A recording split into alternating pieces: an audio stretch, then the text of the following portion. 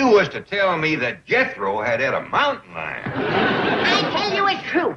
I sent Jethro to the root cellar, and when he didn't come back, I went to see what was keeping him. And there stood a great big mountain lion licking his chops. He had my baby boy right out from under his hat. Is the truck gone?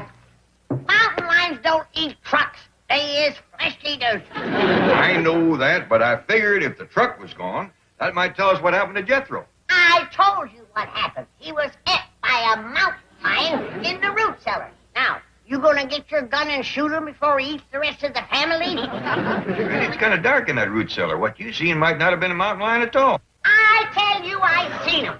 There's a wild varmint in the root cellar. We've been out here in Beverly Hills for going on to 8 years now, and the wildest thing we've seen yet is that movie star lives down the street. Which one? The one with the long blonde hair, wears them wild clothes and jewelry, walks with a wiggle. You know the fella. I tell you, there's a mountain lion in my root cellar.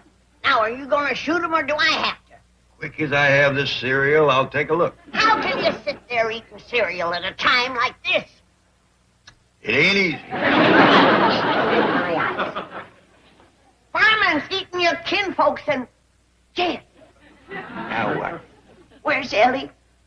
Maybe the mountain lion ate her too. I sent Ellie out to get the morning mail. Now, will you sit down and get a hold of yourself?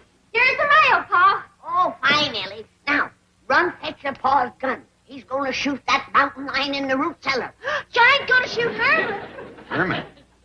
Well, I got him yesterday at the animal farm. He's my new pet. Some pet. He ate your cousin Jethro. Herman wouldn't do that. Well, he did, and your pa's fixing to shoot him. Please don't, Pa. Do what you have to do, kid. Kinfolks comes ahead of varmints. Giant gonna do it, are you, Pa? Looks like the only thing I ain't gonna do for sure is eat this cereal. Oh, well, I'll give it to Herman. He just loves it. Herman, come get your breakfast. You bring no man-eating beast in here. He ain't no man-eating beast, Granny. See, he's just as tame as a kitten. You get that vicious killer out of my kitchen.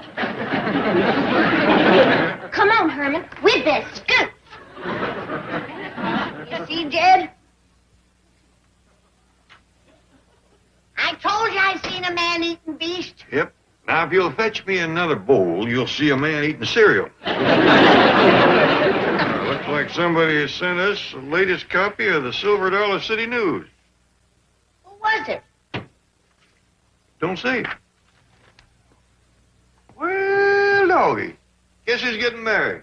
Who? Alverna Bradshaw's daughter. Big Mouth Bradshaw? Yep. Are you telling me that the homeliest girl in the hills has got herself a fella? Seems that way. I don't believe it. Read it for yourself.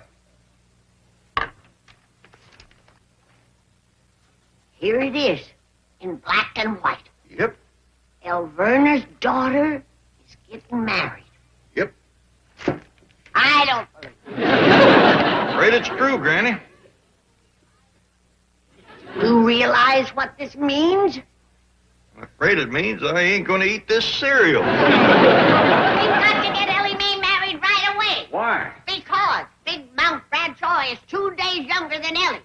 And if she gets married before your daughter, you're going to be disgraced. No, I won't. Well, think of Ellie. She'll die of shame. Oh, I won't bother Ellie. Think about Jethro. Why, he's a boy with a lot of pride. He's liable to leave home. Not as long as we got victuals here. Yeah. No joking matter.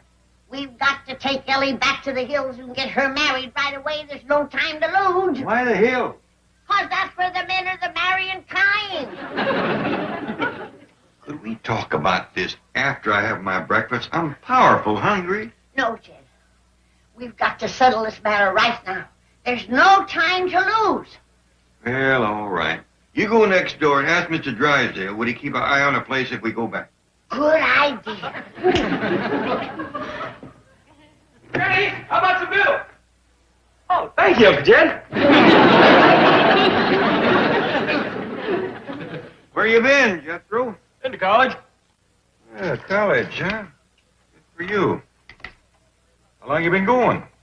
This is my first day. See, I fell in with this here college crowd. They made me realize how much I've been missing. Do tell. Oh, yeah. See, even though I graduated 6th grade, there's still more I can learn.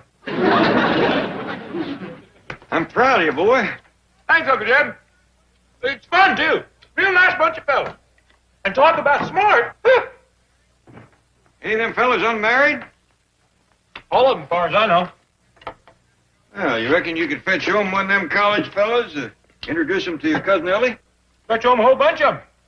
Then you can take her pick. Well, I'll be just dandy. Well, look at that. Just enough cereal left for one more bowl. Thank you, Uncle Jed. When you're hungry, ain't nothing like a bowl of cereal. Ain't nothing like it as far as I'm concerned. Bill from Drysdale here. Yes. What's the gold market doing there in London today? Uh-huh. All right, buy me $5 million in bullion. Right. Now listen, Chauncey. Tell Onassis I'm prepared to invest $50 million in that Greek shipping deal. And tell that Dutch oil syndicate I'm ready with the $30 million they need. Right. Get back to me at the office. Okay? Chief. Yes, come in. Excuse me, Chief. Granny's here, and she'd like to ask you a favor. What is it? Well, they're going on a trip, and they'd like you to keep an eye on the house and take care of Ellie's critters. The answer is no. I am a bank president, not a caretaker. An international financier, not a zookeeper. And Granny's going to be told that right now. Go tell her. Me? Well, why don't you tell her? Miss Hathaway, I just told you. I am an international financier. I just invested $85 million by long-distance telephone. And I can't afford to argue with those hillbillies. Why not? Because it's their $85 million. Morning, Mr. Drysdale. Did Miss Jane tell you the news? She's going on a little trip. Palm Springs, Lake Arrowhead. No, we's going to God's country. Fort Knox. No, we's going back home to the hills What for? to get Ellie Mae a husband. Granny, there's plenty of eligible men right here. Now, don't start that again. You've been yelling suey for the last 7 years, and you ain't got a hog to the trough yet. Now, we'll be leaving as soon as the truck is loaded, so you fetch our money over to us. All of it? Well, Ellie has got to have a dowry. Granny, you don't want to go back to the hills with $85 million. It's better than nothing. Now, steady, Chief. Do you realize if they take their money out of my bank, I'm ruined? We'll think of a plan. Maybe There's we no time to think or plan. This calls for action. Now. Chief! What are you going to do? I'm going to stab all 4 of them. No! Let go of me. They're not driving back to the hills. Chief, come to your senses. You can't use that on the Clampetts. I don't intend to. I'm going to puncture the tires on their truck. They'll have to get some out of a catalog. It'll take 3 weeks to get new ones. Ed! Ed! Here, Granny. Are you still eating cereal? It looks like it. Well, make that your last bowl. Then let's get packed and loaded and on the road. Oh, Granny, we might not have to go back to the hill. What you mean? Well, Jethro is fetching over a whole covey of nice young college fellas for Ellie to look over. Jed, you have been beating these Beverly Hills bushes for 7 years. What have you got to show for it? A bunch of beat-up bushes and an old maid daughter. Granny, I think we ought to keep an open mind about this. Come on, Jed. Let's pack up and get back to the hills. At least let Ellie meet the boys. She might cotton to one of them. All right. I've got a completely open mind about it. Of course, let's have Ellie Mae meet the college boys. Good. And as quick as she's met them, let's head for the hills.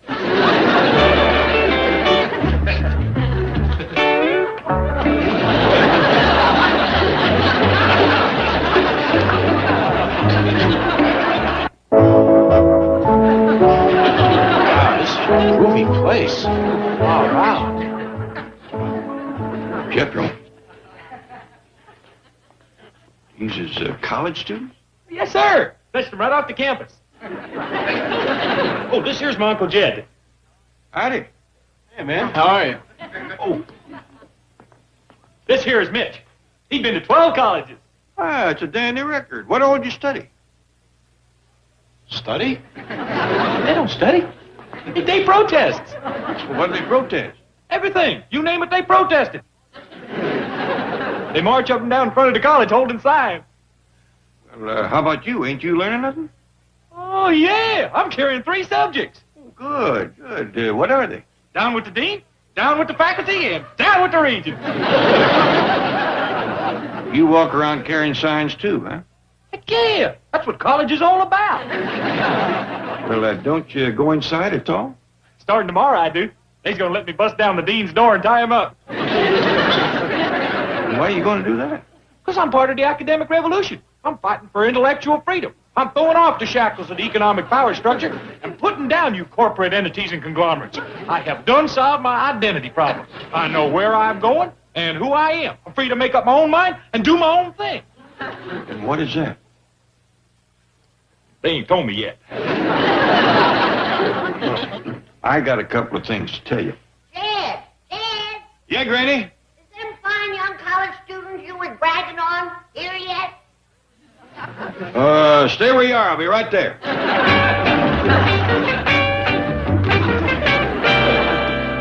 Man, is that the chick you were telling me about? Oh, yeah. That's my cousin Ellie. Hi, Ellie. I'd like you to meet these 3 guys. 2 guys. I'm a girl. Really? Yeah. You want to swing? Cool. Okay, let's split. At last, a meaningful relationship. Hey, would you like to go to college? Well, yes, sir. I reckon so. Come on, if we hurry, we can get there in time for the 12 o'clock cafeteria break. Really? Yeah, 12 o'clock, we're going to break the cafeteria. Hey, wait for me. I'll help you break it, but let's eat first. Mr. Drysdale. Oh, Granny, you're still here! Put me down, Mr. Drysdale. What's the matter with you? Oh, I'm so happy to see you. I love you. He was afraid you'd gone back to the hills to find the family beauty a husband. I ain't looking for no husband. Now put me down. It's Ellie Mae we're wanting to find a husband for. Did you fetch over the money? Money? Our 85 million. Where is it? Well, you can't withdraw any money today. You see, the bank is closed. Well, you better come into the kitchen and explain that to Jim. Chief, the bank is not closed. If they withdraw 85 million, it will be.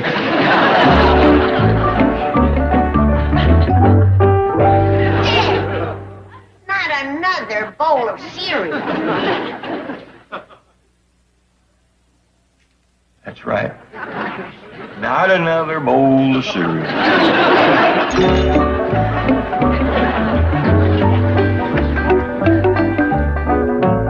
All right, Herman, come and get it.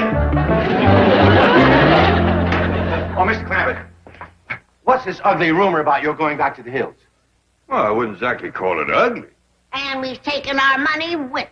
That's the ugly part. Why? Oh, I mean, there's a terrible risk involved. You might be held up and robbed. You think so? Well, only this morning, Miss Hathaway disarmed a desperate man right here in this neighborhood. Really? Then threw him down, took his knife away from him as he was headed for your house. Oh, quite true. Terrible man. The moment his weapon was gone, he turned into a sniveling, whimpering cur. You must be plumb tuckered, Miss Jane. Sit down. Well, I did work up a bit of an appetite. Do you mind if I have a bowl of cereal? Help yourself, and lots of luck. I'll get you a bowl, Miss Jane. I'm glad to see somebody else getting some cereal. Jed has been stuffing himself all morning. Mr. Clampett, let's sit down and talk this over. Well, now, I'm pretty well set on going back home, Mr. Drydale. Oh, Mr. Clampett, do you want that beautiful, sweet daughter of yours to marry some barefoot, ragged, slovenly, unwashed clod? No, sir. That's the reason I want to go home. I want to get her away from them college boys. College boys? Yes, ma'am. Jethro is going to college, and he fetched home some boys to meet Ellie, but there wasn't a keeper in the bunch. I didn't think Jethro could qualify for college.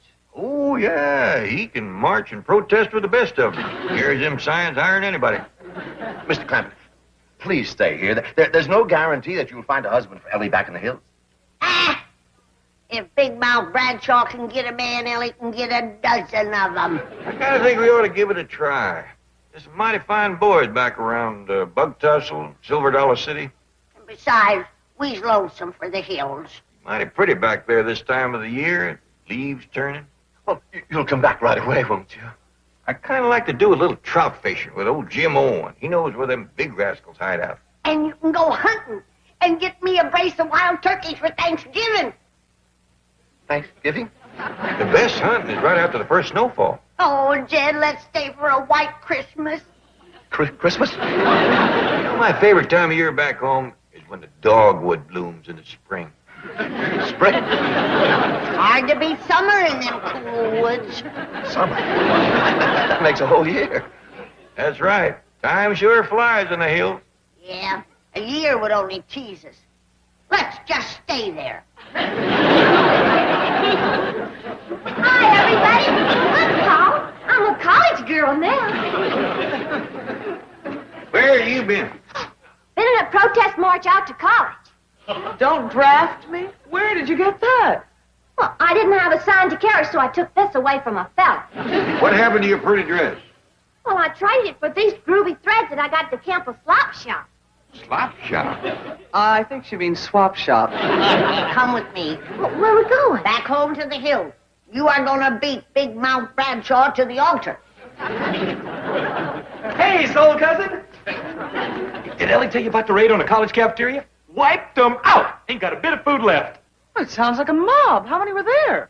Just me. Uncle Jed, baby, that college life is a gas. I mean, that's where it's happening. Don't sound like you're happening to learn much. Not true, old-timer. We's learning the 3 R's. Rioting, raiding, and ransacking. Poor old cat just don't dig. He's so far out, it's pitiful. I mean, come on, Dad. Like, get with it. Swing a little, Pops. Lay some skin on me. You know, I might just do that. Bless his sweet old heart. Marches to a different drummer. I ain't blaming you old folks. It's the generation gap. But I gotta do what I gotta do. I'm tuned in, turned on, and toned up. Well, tune out, turn off, and pack up. We're going home. Is he kidding? I ain't going back to the hills. I'm a college man. I'm gonna stay right here where I got intellectual freedom. You're absolutely right, Jethro. You don't want to be a college dropout. I sure don't. College is fun. There's lots of fellas and lots of girls. And quick as I can learn to tell them apart, it's gonna be a lot more fun. Oh, there you are, boy. Let's get these bags on the truck. There, now you hurry and pack while I put up some lunch for the road. I ain't going, Granny. What did you say? I ain't going back to the hills. I want to stay right here and pursue my education. Well, gee whiz, Jethro. If you don't drive the truck, they can't none of us go. What's this? Not going back to the hills? Oh, what a shame. Miss Hideaway, let's give the Clampetts a hand. Get these bags upstairs and unpacked. You giving this any thought? Yes, sir. Talked the whole thing over with Mr. Drysdale. I'm going to be a college graduate, just like him, and hold down a white-collar job. Is that so? Yes, sir. I don't aim to work with my hands, plowing fields and busting stumps. I'm going to use my head. You go along with us, do you, Mr. Drysdale? Mr. Clampett, honesty demands that I reply in the affirmative. This fine boy has a great potential. I'm proud of him. I believe in him. Oh, I only wish I had a boy just like him. You got him. What? We're going to leave this fine boy, his great potential, with you. Miss Jane, could you drive us to the airport and get us on a plane to home? Yes, I guess Come on, so. Granny. Ellie, let's go. Now, just a minute. I didn't mean anything. Mr. Drysdale, let him go. Or can I call you Dad? Nuts. Okay. Come on, Nuts. You can fix victuals for me and the critters whilst we talk about my great potential. Black hat, black boots, black belt. Bad news for the bad guys. Walker, Texas Ranger. Weeknights at 6 on the Hallmark Channel. Tomorrow. I'm taking kicks. Don't miss Hallmark Channel's Matlock Movie Marathon. Everybody be cool. You're out of your mind. Watch Matlock as he cracks the case in a full day of killer thrillers. Whatever you do, don't lie. I hate that. The Matlock Movie Marathon. Tomorrow, starting at 1 on the Hallmark Channel. I'll come back now. Cheers. Worked near doubled since we left. Yeah, seems like there's just no such thing as a small town anymore.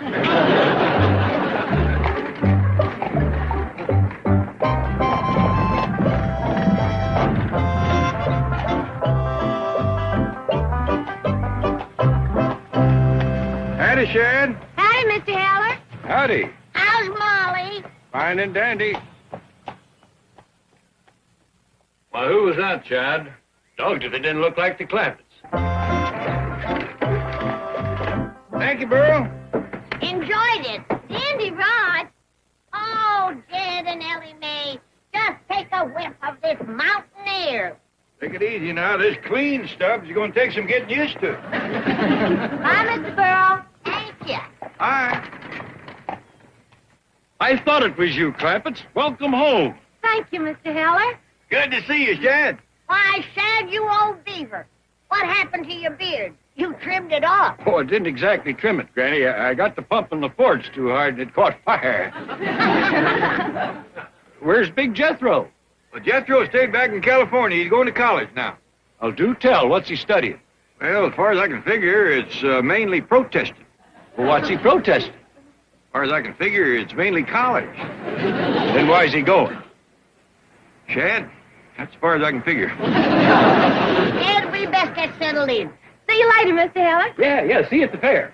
Fair? Is there going to be a fair? Yep, big one right here in Silver Dollar City. Oh, Jed, this town will be crawling with young fellas from these hills. Oh, Ellie, honey, I knowed this was the place to bring you to get a husband. Granny, you're embarrassing Ellie Mae. Oh, Shad's an old friend. He's known this girl since she was born. Jed, take this little girl in out of the sun before her baby skin gets freckled. Don't look like nobody's gonna come and wait on. It don't for a fact. Give that bell a whomp, Ellie. Yeah. What can I do? Well, we'd like it.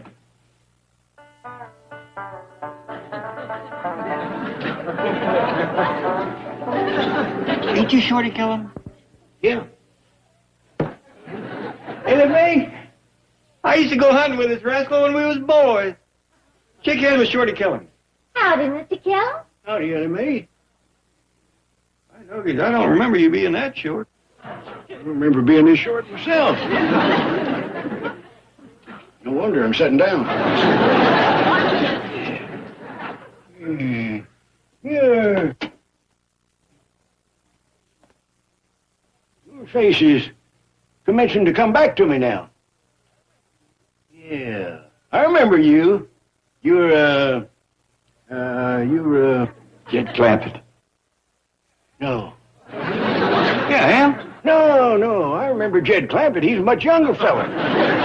Well, now, Shorty, you ain't seen me in 25 years. Yeah, they said. Jed Clampett. You old son of a gun. Oh, you fine and dandy. You ain't changed a bit. Neither have you. Where's you staying? Oh, we'd like to stay here. You couldn't make a finer choice.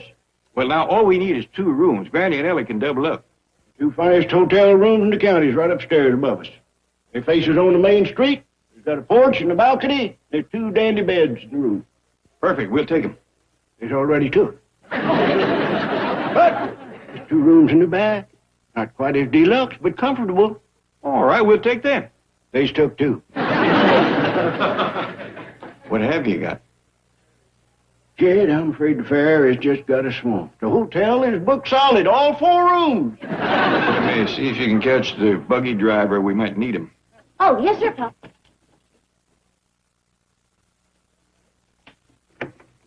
Skip, I got an idea.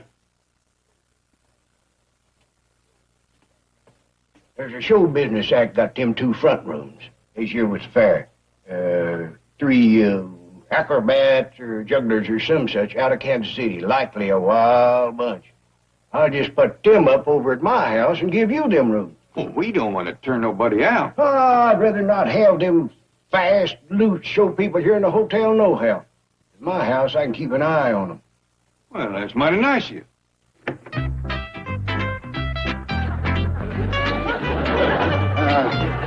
Hey, ladies. I'll have to ask you to pack up. You're moving over to my place.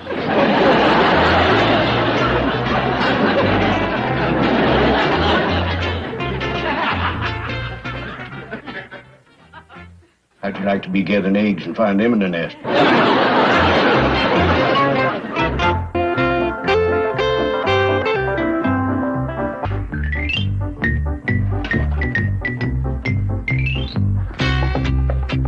How much more of that white meat?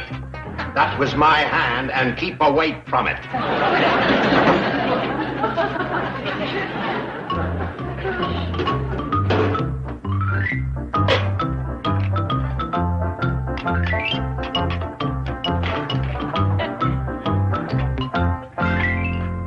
Here are your eggs. How about some ham to go with them?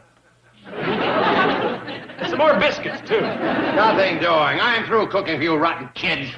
Look who's calling us rotten. It's capitalist dog. Fascist swine. Reactionary fink. Now watch it, fellas. Don't call us fellas. This is a girl. No, Mitch. This is the girl.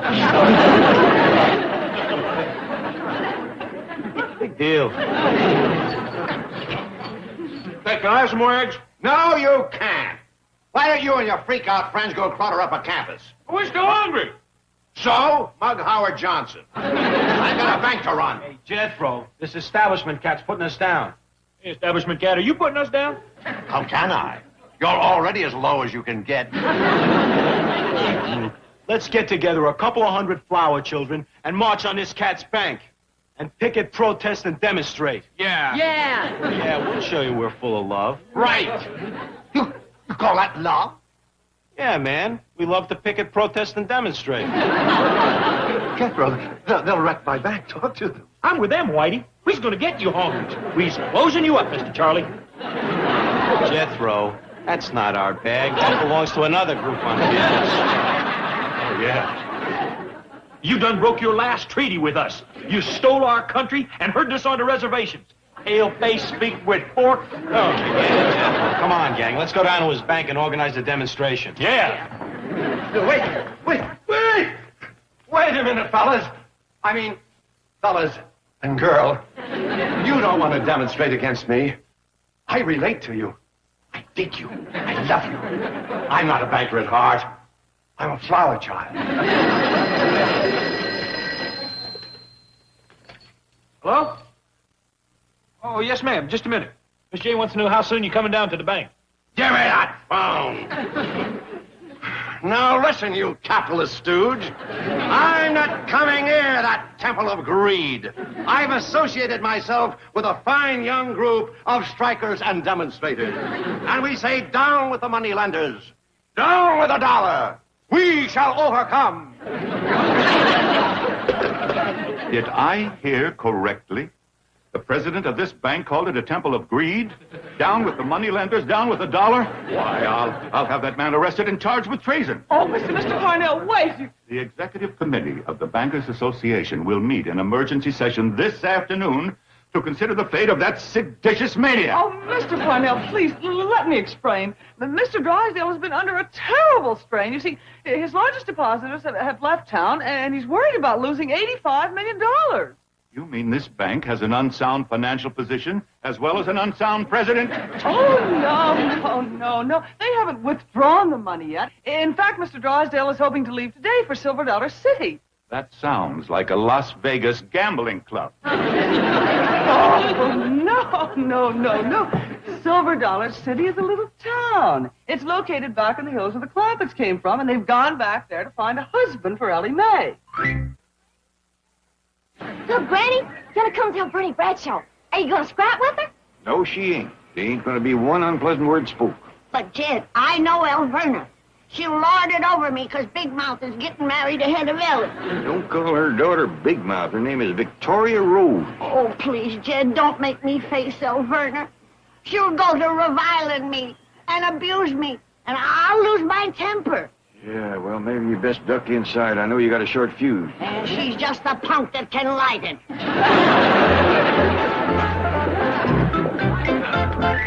Howdy, Alberta. Well, Jed Clampett and little Ellie Mae. Howdy, Miss Bradshaw. I thought I saw Granny with you. Well, yeah, she had a little shopping to do. Oh, I have too. I'm going to pick up some material for my daughter's wedding gown. Yeah, we heard about Victoria Rose getting married. Congratulations. Thank you. When the wedding gonna be, Miss Bradshaw? The 31st of this month. That happens to be Big Mouth's Victoria Rose's birthday. Are you married yet, Ellie Mae? No, ma'am. Oh, engaged? No, ma'am. Oh, I'm sure you have lots of prospects. Oh, no, ma'am. What a pity. But Granny says you... Ellie, I think we ought to be moving along. Well, nice to see you, Alverna, and lots of happiness to your daughter and the lucky young man. Well, thank you. Bye. Bye, Miss Bradshaw. Toodaloo. Well, Granny. Well, Elverna Bradshaw, of all people. I just had a lovely visit with Mr. Clampett and that poor, sweet, unfortunate spinster granddaughter of yours. Ellie Mae ain't no spinster. She's getting married most any day now. Oh, really? To whom? Well, you don't know the fella. Neither does Ellie Mae. What you mean? She just told me she wasn't engaged and had no prospects. Still think if Ellie Mae wasn't getting married, that I would have bought this material for her wedding dress? Did you get that at the Emporium? Oh, you did! And that's the last bolt of white orchid in the whole county. Is that a fact? You did that for spite. Are you getting my daughter's wedding dress? That's Ellie Mae's wedding dress. It's not, and you know it. Ellie Mae ain't getting married. She'll get married before that scarecrow daughter of yours. She will not. She will. Oh, heck.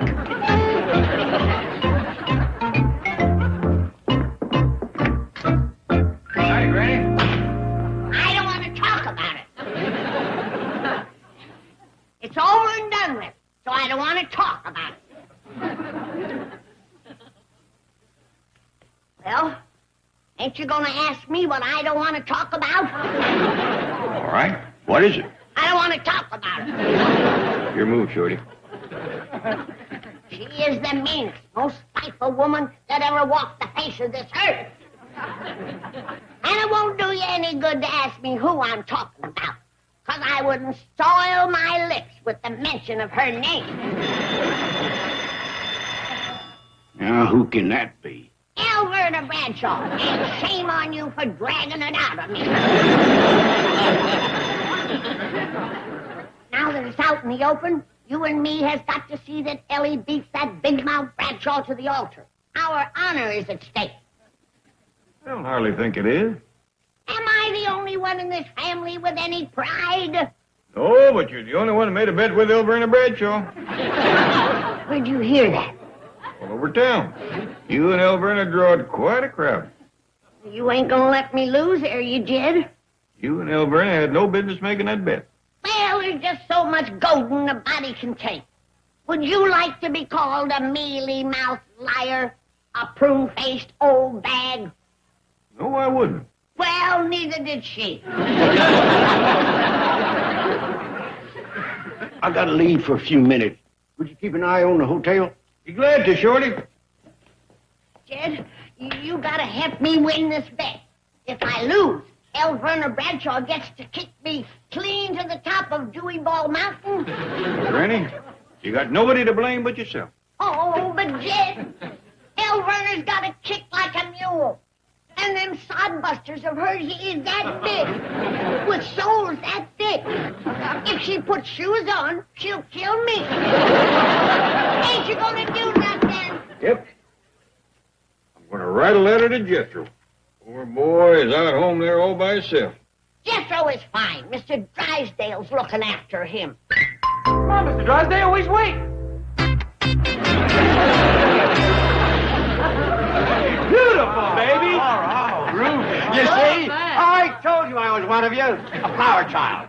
Now, you're not going to demonstrate at my bank now, are you? No, man, we couldn't bust a soul, brother. I guess we can throw those signs away. Oh, thank you, thank you. Well, what do you say we hit some schools? Hey, what about the military academy? No, man, those cats fight back. It's a girls' school in Wilshire. That's it. Let's go. I'll see you later. I want to write a letter resigning from the Bankers Association.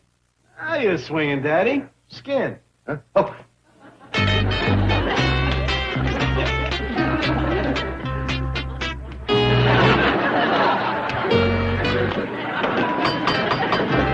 You're from the East, Mr. Parnell. You've never met Mr. Drysdale. But once you do, you'll see for yourself that he is every inch the traditional bank president. Dignified, financially responsible. Why, he's the very epitome of sound conservatism. Here's Mr. Drysdale here. Who do you think I am? Mr. Drysdale! So, this is your conservative, dignified bank president. Who are you? Chief, this is Mr. Ben Parnell, the new president of the Bankers Association.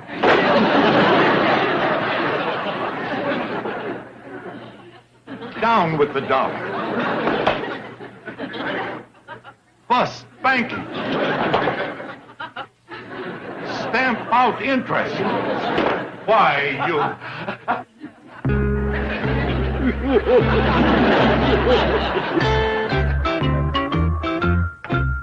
Oh, here you are. Say, this is a dandy porch for sitting and rocking. You can see everything that's going on all over the town. Sure can, Granny. Where you been? Me? Yeah. Oh, I've been down helping Andy Miller paint signs for the fair. It commences in the morning, you know. Oh, I didn't know you was a sign painter. Oh, I'm pretty good at painting pictures and such. I have put 'em up, too.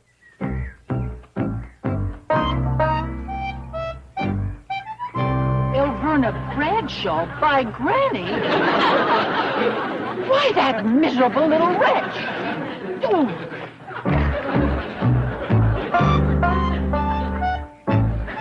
Elverna Bradshaw side view. Oh, I'll fix her. I dare Elverna near the hotel. I double dog dare Elverna near the hotel. This way to hotel.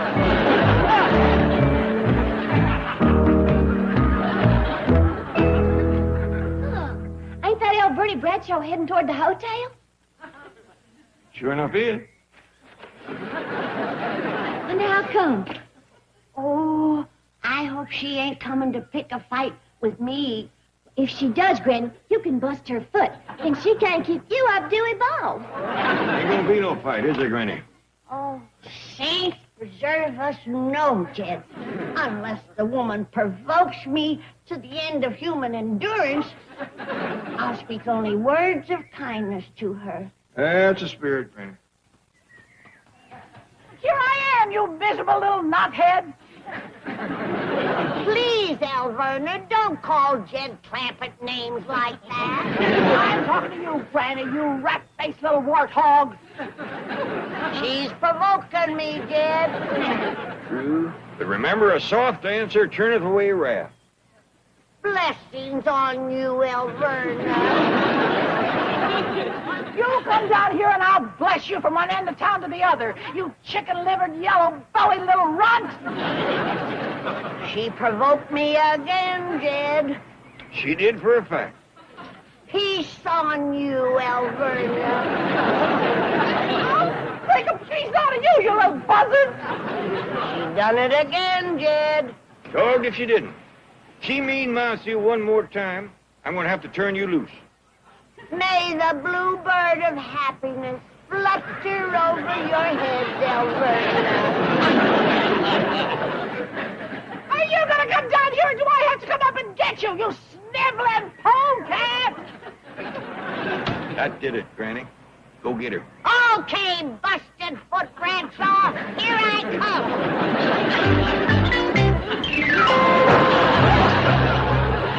She's crazy. She'll kill me. Come and get it, two-face. Doesn't Granny will catch you, Paul? Well, hard to say. Alverna's got longer legs, but Granny's moving hers faster.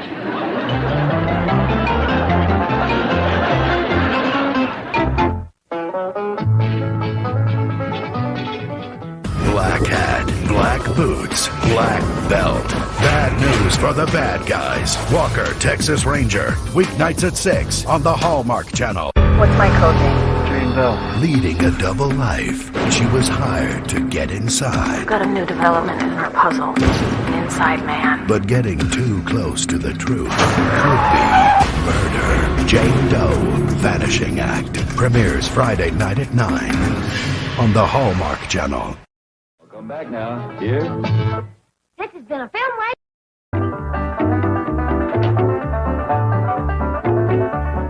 Chief? Chief?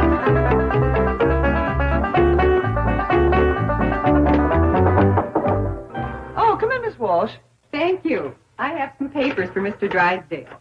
Oh, I guess he's still up at the Clampett. They've gone back to the hills, and the chief foolishly agreed to take care of the house, Jethro, and the critters. And the what? Critters. That's hill talk for animals. Oh, hello, Chief. How's everything up the mansion? Mansion?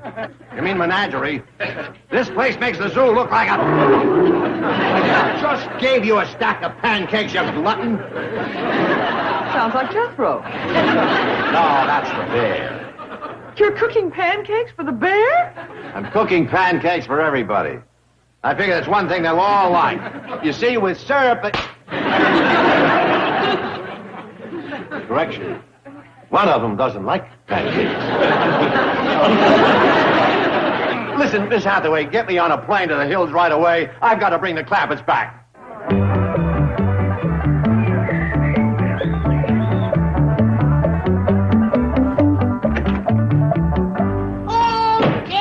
Notice folks is commencing to gather for the fair. Yeah. Where's Ellie Mae? I don't know why.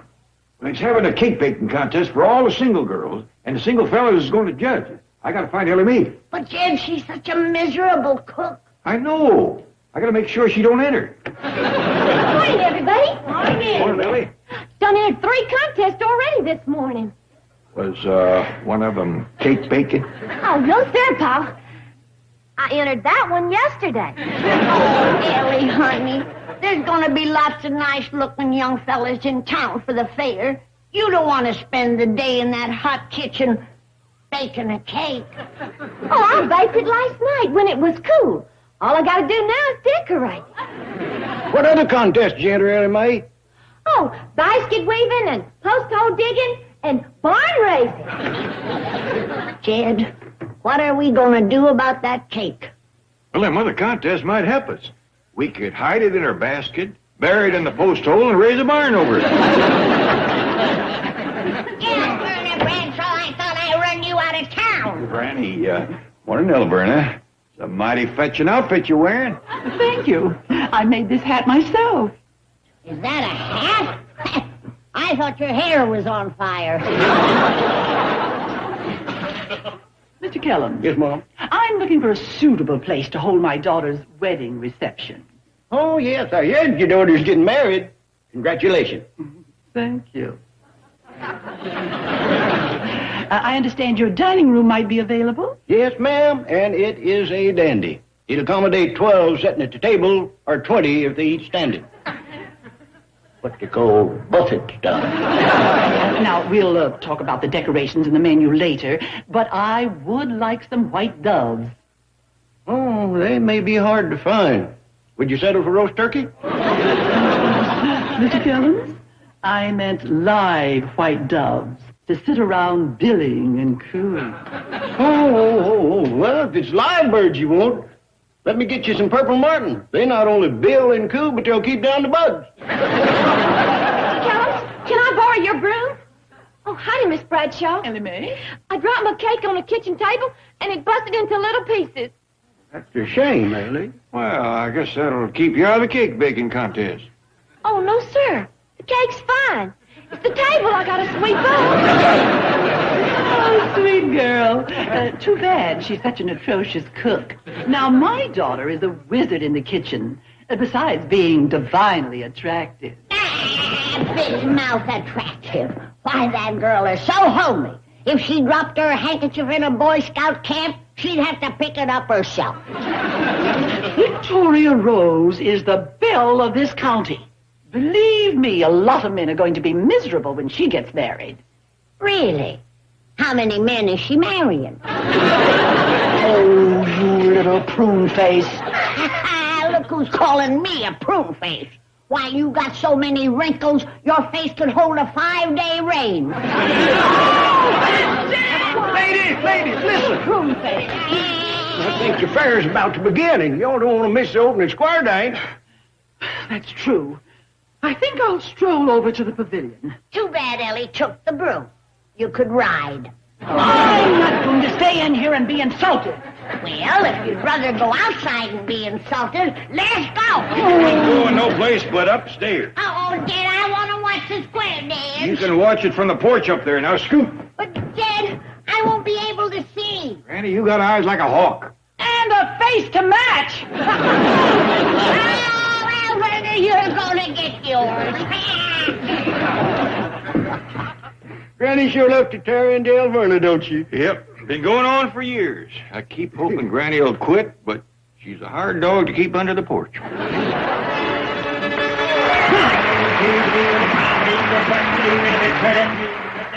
they've already started the square dance. The fair's about to commence. Hi, doggies. Nobody calls a square dance like old L.D. Keller. Surprise and keep the door of the night. The little lady home dance by swinging everybody. Now step like that, shoot the roof, swinger, and just like you to step like that. Pop, Marie, everybody, and I see them sit. Well, let's get on the right, you go, now you get home and swing. Everybody swinging, whirl around for the little girl. Circulate, go bang, word you circulate. Now here we go. With a hand to hold it up, be slow and ladies bow. And the fender, hold on tight, hold that fender, come on, hold them high. So now everybody dance.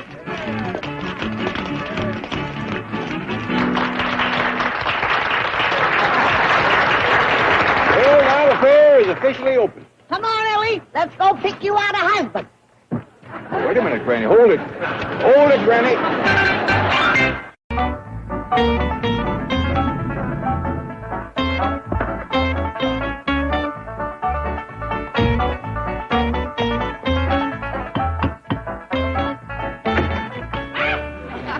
Only me, Miss Hathaway. Come in. What is the idea of the gorilla suit? The law of the jungle, the survival of the fittest. What do you mean? I'm looking after a bear, a mountain lion, a chimpanzee, and other assorted wild animals. They fight over the food. If I don't scare them, I don't eat. Well, that should certainly intimidate the fiercest beast. Well, there's one a dozen, Faze. Oh, you've never heard such vicious snarling and growling. No other animal will go near the food until it's finished feeding. Is it? It's a Jethro, that's what it is. Talk about king of the beast. Next to that kid, a lion's a pussycat. Did you reach the Clampetts back in the hills? Yes, I just spoke to Granny at the hotel back in Silver Dollar City. What's the news? Well, I have good news and bad news. Granny says they're not coming back. They're going to stay there and get Ellie Mae a husband. And after she's married and settled down, the whole family might stay there. Oh, boy. Okay, now let's hear the good news. That was it. That was the good news? Wait till you hear the bad. Forget it. You couldn't possibly top what you just said. Granny wants you to send them their $85 million. You did it.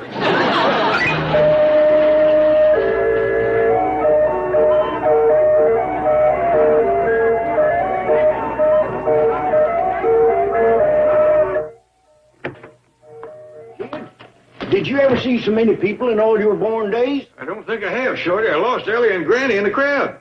I declare everybody in the whole county is here.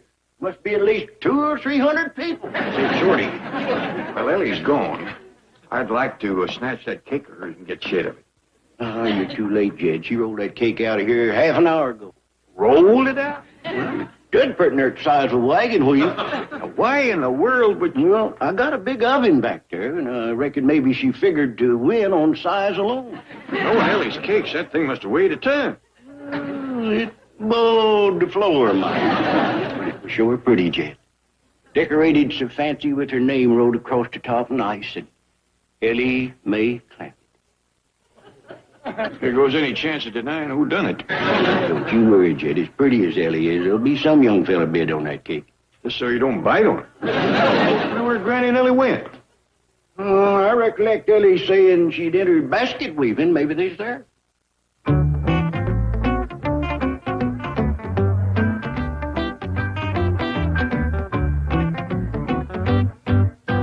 Well, I declare, that is the most beautiful basket weaving I ever did see. Tell me, beautiful young stranger, are you married? No, ma'am. Don't tell me that a girl with your talent and the face and figure of an angel is single. Yes, ma'am. I can't believe it. Why, the single fellas around here must be weak-eyed. Will you weak-eyed single fellas come up front here where you can see? Would you ladies please step aside so the single fellas can get up here? Thank you, thank you.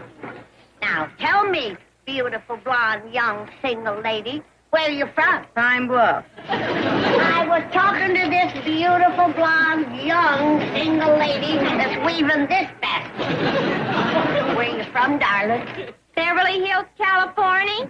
A movie star. I thought I seen a striking resemblance to Mary Pickford. Tell me, beautiful blonde young single lady, what's your name? Ellie Mae Clampett. And where are you staying?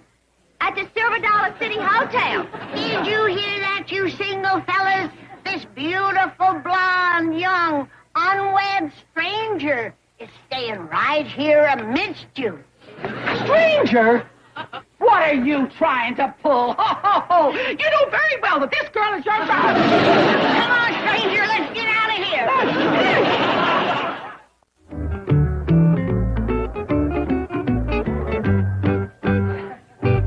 Land's sake, look at that candle. Who is that lovely, talented girl? I don't know. Who are you, lovely, talented girl? My name is Ellie Mae. Well, Ellie Mae, you sure do make a fine candle. Well, thank you, Mae. I bet you nobody here has ever seen anything shaped as good as that. And the candle ain't bad neither. I see you got a sense of humor. Yes, ma'am. You got a wife? Yes, ma'am. Well, step to the rear or you're going to get splashed with hot wax. No, I won't. You want to bet?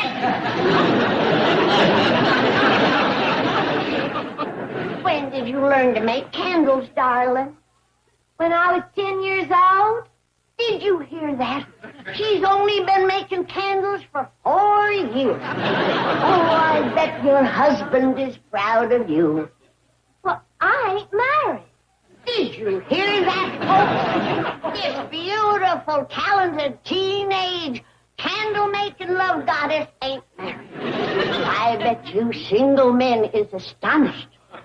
Will you single men raise your hands and show your astonishment?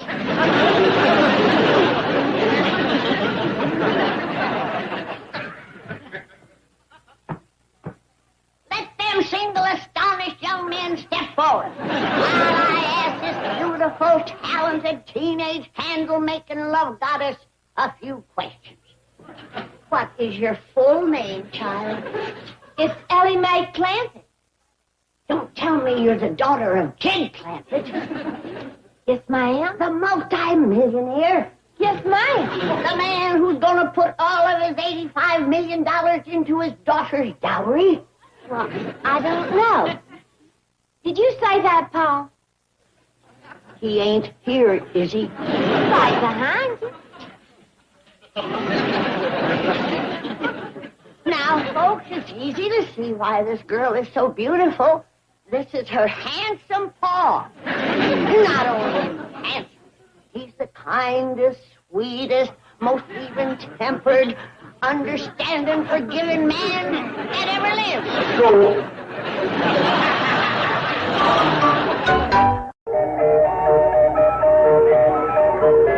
This is the handsome millionaire father of the beautiful blonde single teenage love goddess over in the candle shop.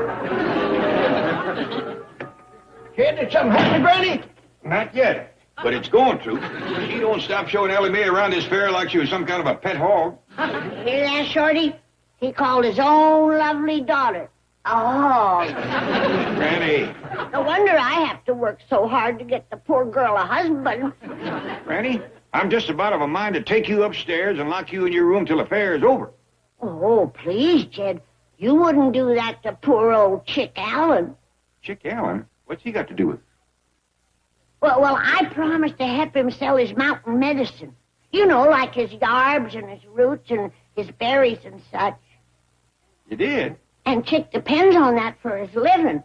And my professional endorsement would help him a lot. I'm a doctor, you know. I sure would like to see you help Chick Allen sell his medicine. Thank you. But you promise that's all you'll sell? On my word of honor, as next to kin to the grandest, noblest human being that ever drawed a breath, Jed Clampett. Well, One of nature's noblemen, a walking saint, a legend in his own time. Granny, that's enough. Can I get my medical bag and mosey over to Chick's place? Okay.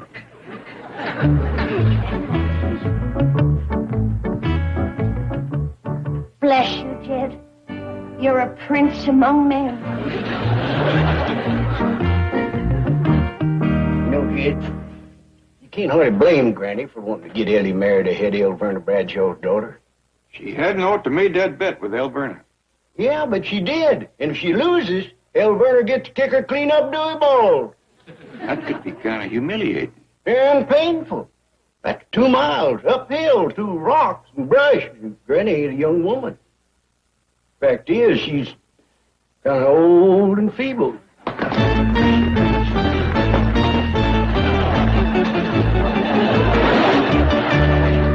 Gather around, folks. Gather around for the medicine show.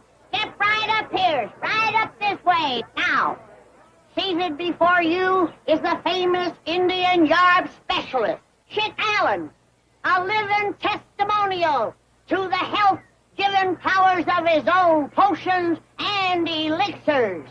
Now, nobody knows how old this man is, but he has been gathering berries and roots and yarbs in these hills for hundreds of years. Now, you might think that a man this old couldn't budge out of that chair, but you are wrong.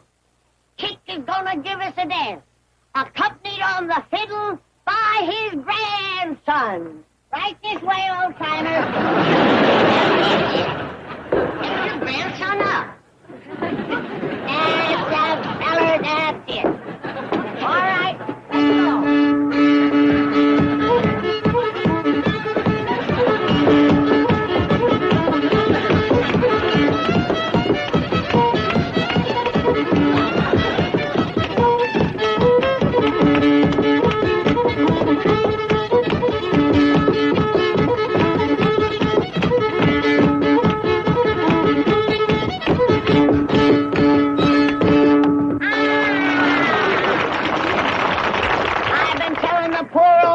For 70 years, he ought to take his grandpappy's medicine. Now, as you can see, Chick takes potions and elixirs for man or beast. And also, yarbs of joy, Indian salve, blood purifiers, and snake oil. But today, we are going to tell you about a new product, Chick Allen's Magic Mud Pack.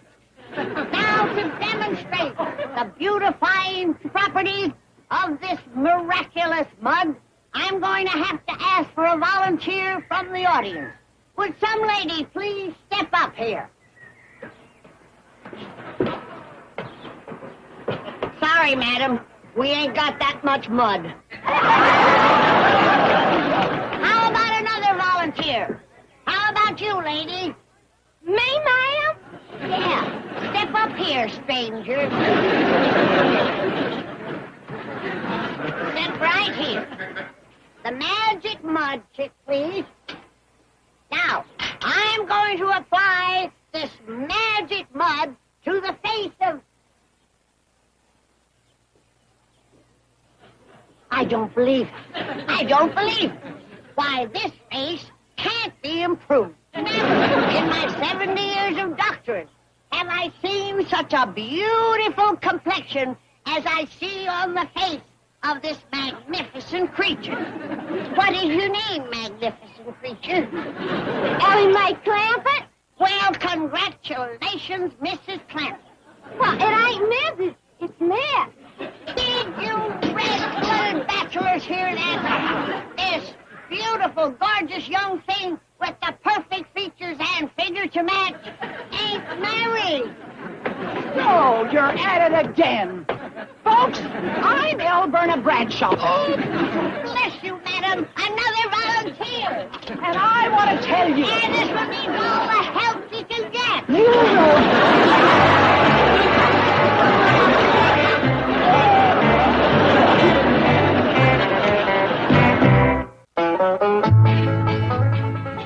A Hallmark Channel original movie, Annie's Point, an S.C. Johnson exclusive event with limited interruptions, premieres next Saturday at 9 on the Hallmark Channel.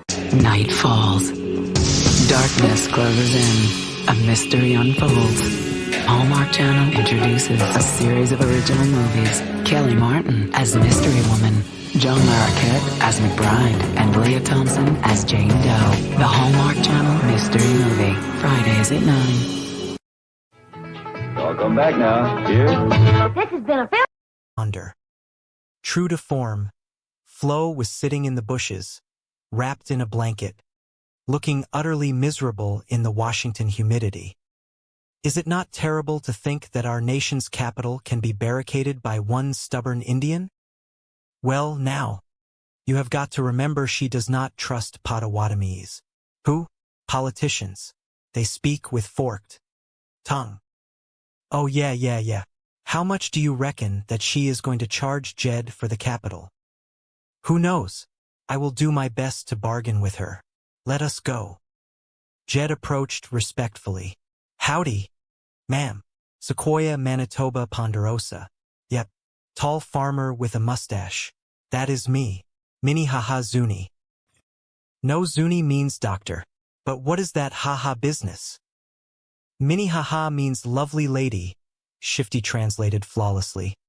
Lovely lady doctor. Is that not nice? Schlemiel. What does that mean? Loosely translated, that means genius. Sure got you pegged. Ask her what she will take for the capital. Potawatomis. Now, honest John, make an offer. Do not start too high, Jed. Leave room to dicker. I will. You want me to loosen her up with a shot of fire water? Granny offered kindly. No. Well, honest John. I paid her 1 Allegheny for the White House. Ask her if she will take that for the capital. We can try. Chickasaw, Wichita, Allegheny. Okefenokee. Flo spat back a string of aggressive fake syllables. What did she say? I am afraid there is no polite way to interpret that. I take it she tore me down. Very rudely. Powwow, Wigwam, Tacoma, Allegheny. She is asking $2 million. Tell her to go Okefenokee, Granny snapped angrily. Granny. Well, honest John, if that is her rock-bottom price, I reckon we will have to meet it. Tacoma, Allegheny. Tuscaloosa. It is a deal. Jed pulled out his checkbook again. Shall I give the check to Princess Sitting Hawk? No. There is a special congressional committee to handle the acquisition. Make your check payable to Committee Acquiring Senate Headquarters. That is a lot to write. Could I not just use the initials again? Good idea. The Washington short form. Committee Acquiring Senate Headquarters. Jed wrote the letters down. Well, what do you know? Comes out CSH again. Honest John, if Jed is buying the capital from Sitting Hawk, why cannot she get to keep the money? Jethro asked, genuinely confused. She will, but first Congress has to convert it to buffalo hide. Shifty snatched the check greedily.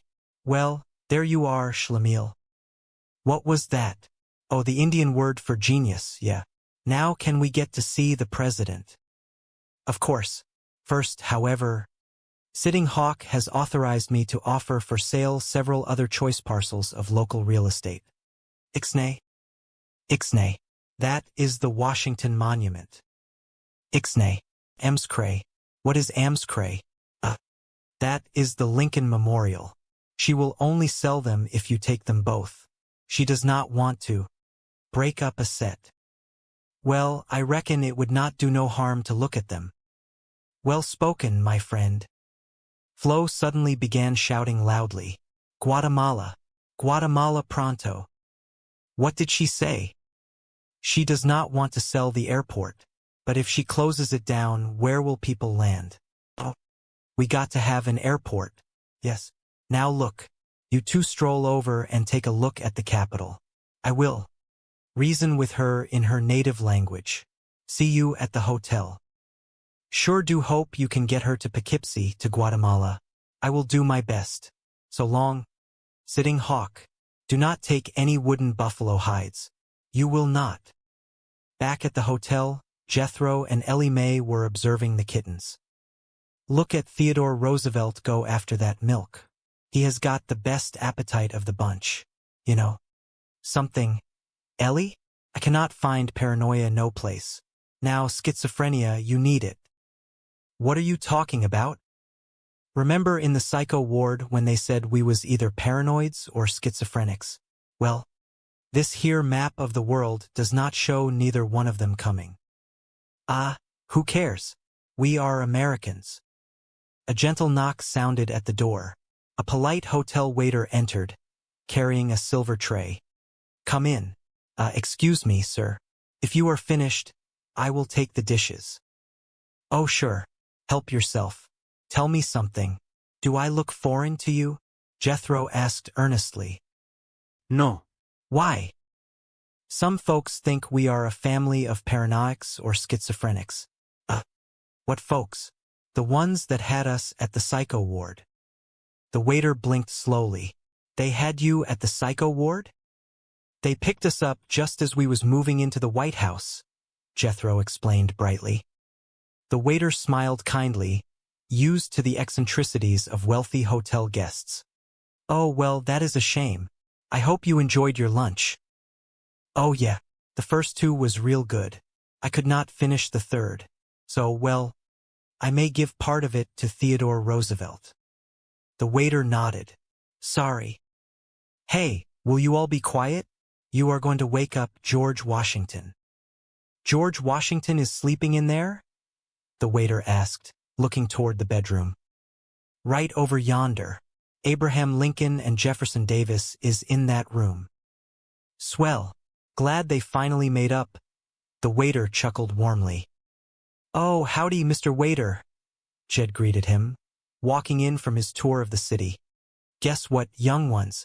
I just bought the Capitol building lock, stock and center, and if the price is right, he is going to buy the Ixnay and the Amscray. That is the Washington Monument and the Lincoln Memorial. Jed pointed to the others. Oh, Mr. Waiter, this here is my granny and that is my pal. That figures, the waiter smiled, gathering the dishes. Uncle Jed, that Washington Monument is a real moneymaker. Why, they get 10 cents a head just to ride up in the elevator. I am not buying it to make money, Jethro. I am going to turn the whole thing over to the United States government. Can we go along, Pa? You take the young ones, Jed. I have got some sheets to wash. Come on. Honest John is waiting to take it. Later that day, Jed, Jethro, and Ellie Mae stood at the base of the towering Washington Monument, gazing up at the magnificent white obelisk piercing the blue sky. Well, Mr. Clampett, How do you like it? Shifty asked, practically vibrating with excitement. Real fine, and that sure is a dandy elevator ride for 10 cents, Jed noted. Now that you are buying it, you can ride free. Shifty pointed across the reflecting pool. My doggies, the Amscray is pretty as the Ixnay, and it is all yours for the bargain price of $1 million. Hey, Uncle Jed, now that you bought the Supreme Court building, can I be a judge? Jethro asked excitedly. How about that, Honest John? It is a sentence. I will talk to the president. But, Honest John, what would I do with a Pentagon? We will figure something. It is too good a bargain to pass up. Shifty practically sprinted away to collect the final checks. In a secluded back room of a fine restaurant, Shifty and Flo were throwing a massive, private party for themselves. They had successfully swindled the innocent country family out of an absolute fortune. Shifty, I have been worried out of my mind, Flo admitted, pacing the room in a stunning evening gown. Relax. Boy, Chief La Salute has returned triumphant. Are you ready? You are looking at $10 million. In pale-faced wampum, Shifty tossed a thick stack of checks onto the table. Flo gasped, her eyes wide with shock and pure greed.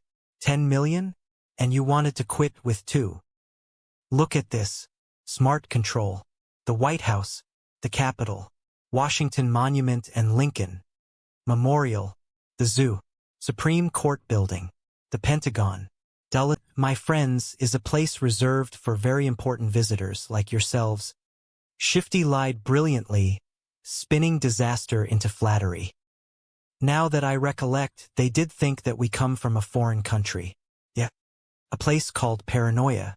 There was another country mentioned, too. That is right. They said from the way we looked and acted, we was either paranoics or schizophrenics. Yeah, a natural mistake, Shifty agreed smoothly. There are many of them here in Washington. Well, you would think that after Jed laid out $1 million to buy the White House for him, the president would see us, Granny grumbled. I will go to the White House right now and speak to the chief. Well, you tell him and his missus that we would like to be invited for victuals. You will be, victuals and the gold room. Tell the president's missus not to go to no trouble. I will do that. I am sure the First Lady will be very relieved. First Lady? That is how we refer to the president's wife. Did you hear that? Granny? They call her the First Lady. Yeah. I bet the other president's wives would not appreciate a crack like that. Shifty excused himself and rushed to a payphone to call Flo. Hello? Hello? Hello? Where are you? I am trying to scrape off this Indian paint so we can blow town. Flo hissed through the line. Blow town. Honey, I have got the Clampetts convinced that you own the entire District of Columbia. So I have only sold them one little parcel. The White House. Now, Shifty, what is wrong with getting another $1 million for the Capitol building and the Washington Monument, Independence Hall? That is in Philadelphia. I will let it go for half price. I will get the paint back on your sitting horse and their sitting ducks. Shifty, be sensible. You have got $1 million to fight smog. You have got another $1 million for the White House. Let us take the $2 million and fly to Guatemala. Guatemala? What is in Guatemala? When we get there, us and the $2 million. I get it. All right. Then, let us split the money. That is the deal. The next $2 million is yours. Honey, have a little faith in me and we will be in Clover. We will be in Leavenworth. Sweetie, you are arguing with a man who is a proven success. I am worth $2 million. You have not got a penny. Go put on the paint. Back at the hotel, Jed was looking around the massive suite. Whoa, where is Ellie Mae? I need her to help with the housework. Jed, there is a maid that does all that. You cannot expect one poor girl to do it all. Jed, There is 1,000 rooms in this hotel. Suddenly, Ellie Mae burst into the room holding a large cardboard box. Wow, Granny, that is some surprise. Well, that is mighty nice of you, Ellie. What is it, Ellie? Take a look. Are they not cute? Ellie Mae reached into the box and pulled out a handful of tiny, squirming kittens. Of course it is cute, Ellie, but if there is one thing we do not need right now, it is more critters. Your pa is right, Ellie. Take them back. But, Granny, I already named them. Does not matter. Take them back. They are all named after presidents. This one here is George Washington. This one here is Abraham Lincoln. And this one is Theodore Roosevelt. And this one is Jefferson Davis. Granny's Southern pride flared instantly. He can stay. We got so many critters now. Mr. Drysdale has to look after them first. One poor little Confederate kitten is not no bother. Besides, Miss Jane is there to help. Meanwhile, back in Beverly Hills, Miss Jane was completely overwhelmed. Mr. Drysdale had turned the Clampett mansion into a makeshift petting zoo, charging neighborhood children admission to see the animals to recoup his lost money. Big show inside. Chief, where are you, Chief? Miss Jane called out, stepping over a small goat. I have got to talk to you. Did you buy a ticket? Mr. Drysdale snapped from behind a makeshift ticket counter. Well, of course not. Right over there. 25 cents. What is going on in there? Buy a ticket and find. Chief, this is important. I have got to talk to you. Not without the ticket. Miss Jane slapped a quarter down on the table. That is good. There. Now make it snappy. School will be out pretty soon. I am expecting a couple hundred kids for the big show. What big show? Ellie's animals? If I am going to take care of them, I might as well make a buck. Children can see animals at the zoo for nothing. I have got an act they will not see at the zoo. Fearless leopard woman fights full-grown mountain lion with her bare hands. Where are you going to find anybody crazy enough to do a thing like that? Miss Jane asked, horrified. Mr. Drysdale looked her up and down. See you in the sleds. Forget it. Are you going to disappoint all those children? And the mountain lion. Now perhaps you had better listen to the news. Washington, District of Columbia Bank just phoned. Jed Clampett has written checks for $2 million. Mr. Drysdale froze, the color draining from his face once more. $2 million? Who did they make it out to? Cash. The bank simply wanted to know if they were good. Well, I hope you told them no. Chief, I cannot lie. Mr. Drysdale groaned in agony. You cannot lie. You cannot fight mountain lions. What do I need you for? Well, for one thing, to take care of the bank while you are putting on kiddie shows. Do not knock it. 200 kids at 25 cents a throw. That is $50. So you caught me. You would be surprised how many people do not. Now hop on a plane to Washington and bring the Clampetts home. Well, what do I use for money? Oh yeah, I forgot. Here is $500. Bring back the change. That is $300. So you caught me again. Big deal. Happy landings. I must say, Chief, you are taking this all very calmly, Miss Jane noted. Why not? At least the Clampetts are not in the clutches of that confidence man, Shifty Schaefer. Back in Washington, Shifty was putting on the performance of a lifetime in the Clampetts' hotel suite. He paced the floor dramatically, recounting his fictional meeting with the president. I said, Mr. President, my pals the Clampetts have spent $2 million on your behalf. When are we going to see them?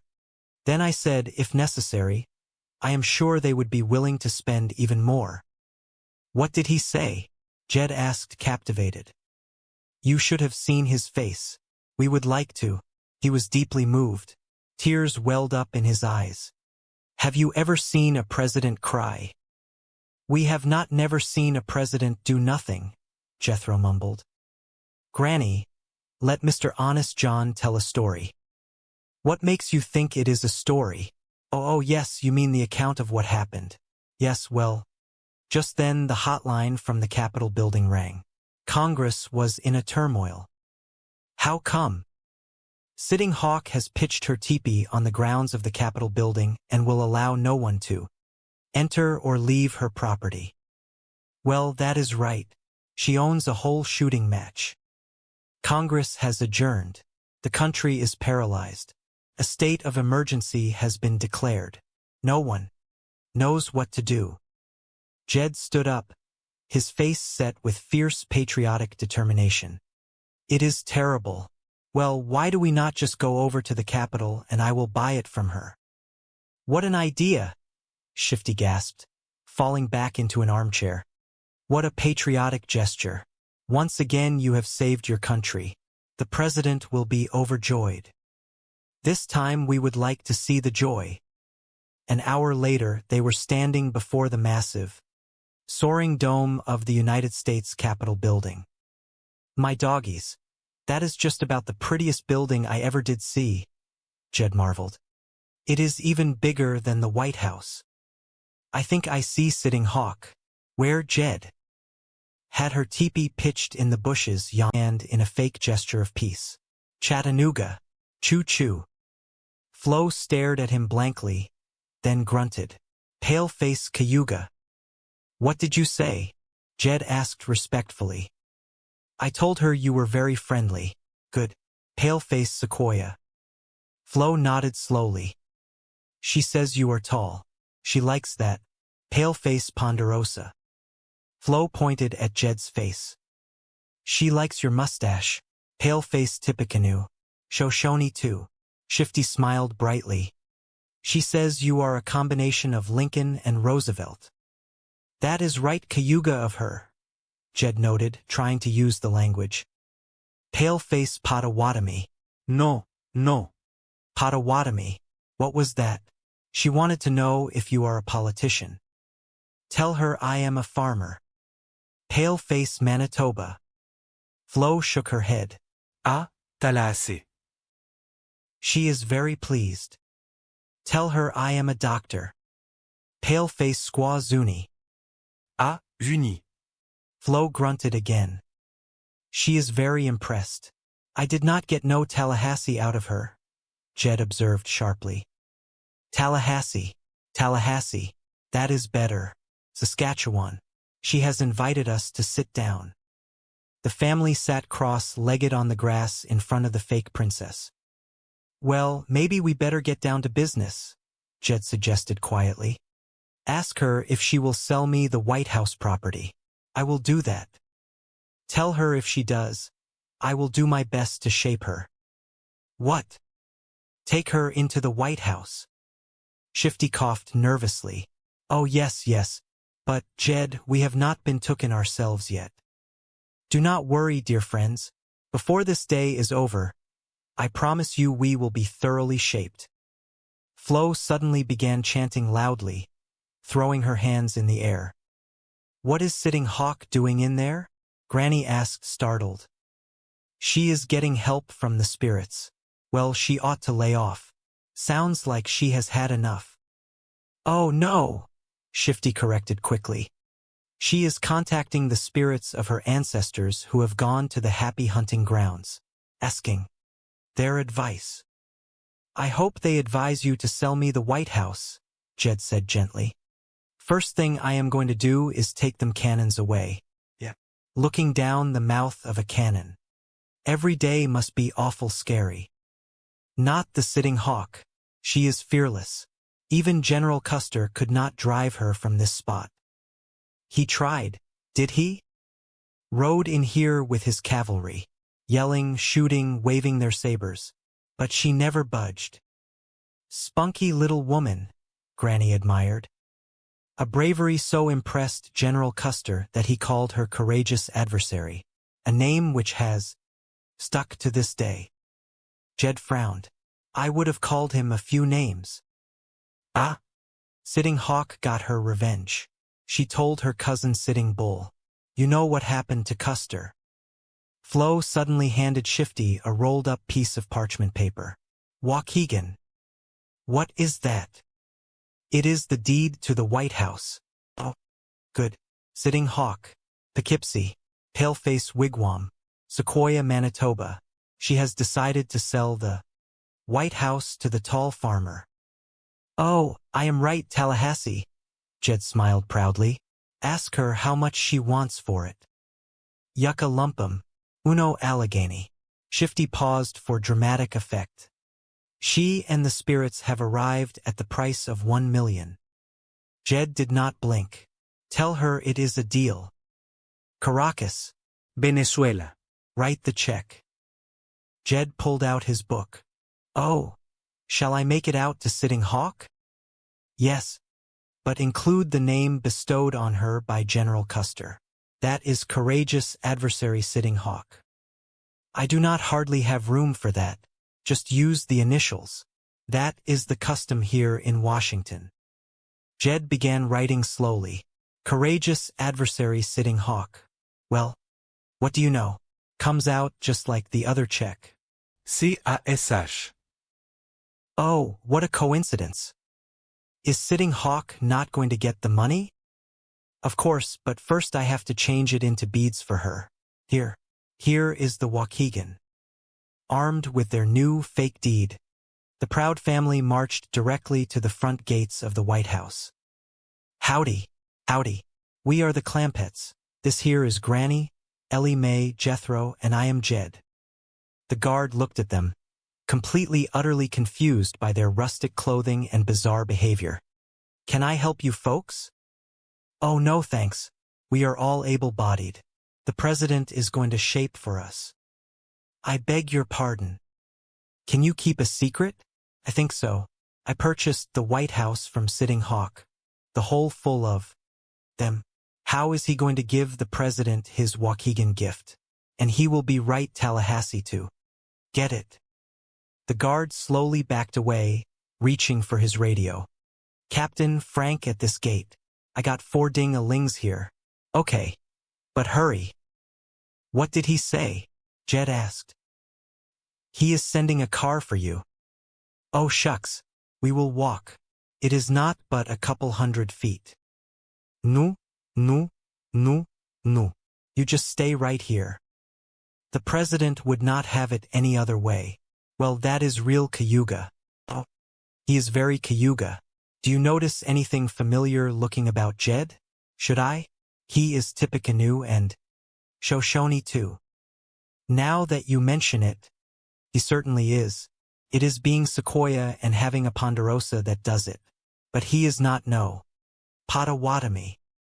Suddenly, a large, dark vehicle with flashing lights pulled up.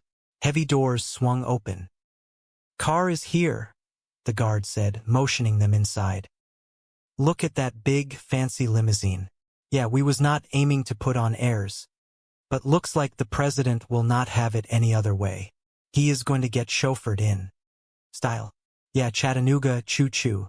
He talks it real good. Does he not? Come on, everybody. Instead of a tour of the Oval Office, the bewildered Clampett family was quietly escorted to a secure psychiatric observation wing of a local hospital. The doctors, completely befuddled by the family's sincere claims of owning the White House and talking in fake Indian words, kept them comfortably overnight. By the next morning, realizing they were entirely harmless and simply eccentric country folk, the hospital released them. They returned to their hotel suite. Jed called for Honest John, who rushed over, sweating profusely from the fear of his scam being exposed. You wanted to see me, Mr. Clampett? Shifty asked nervously. Yes, sir, Mr. Honest John. We had us a kind of a bad experience. Here? In my town, Washington, District of Columbia. Yes, sir. It happened right after I bought the White House from your Indian friend Sitting Hawk. Shifty relaxed slightly, realizing they still believed the lie. Ah yes, the last of the District of Columbia Indians. Noble woman. We are not faulting her. It was when we took the deed over to give it to the president. We run into the trouble. You tried to see the president without telling me? Oh, we did not want to bother you. We thought we would just drop in. Hand him the Waukegan. What? Are you forgetting? Waukegan is Indian for deed. Ah, yes, of course. You gave it the pale-faced pronunciation. Confused me for a moment. But anyway, it was at the gate to the White House where things went wrong. I will say they did, Granny fumed. Oh, I am terribly sorry, especially for your sake, Ellie Mae. No, I am Granny. I did it again. It is very confusing. You both look so young and radiant. Well, I do not feel young and radiant, Granny huffed. When we tried to see the president, they took us to the calaboose. No. Well, come to think of it, it was not exactly a calaboose. It was more like a hospital. Well, anyway, it was something called a psycho ward. Do you know what that is? Shifty gulped. Never heard of it. That, eager to hide his golden geese from the rest of the world.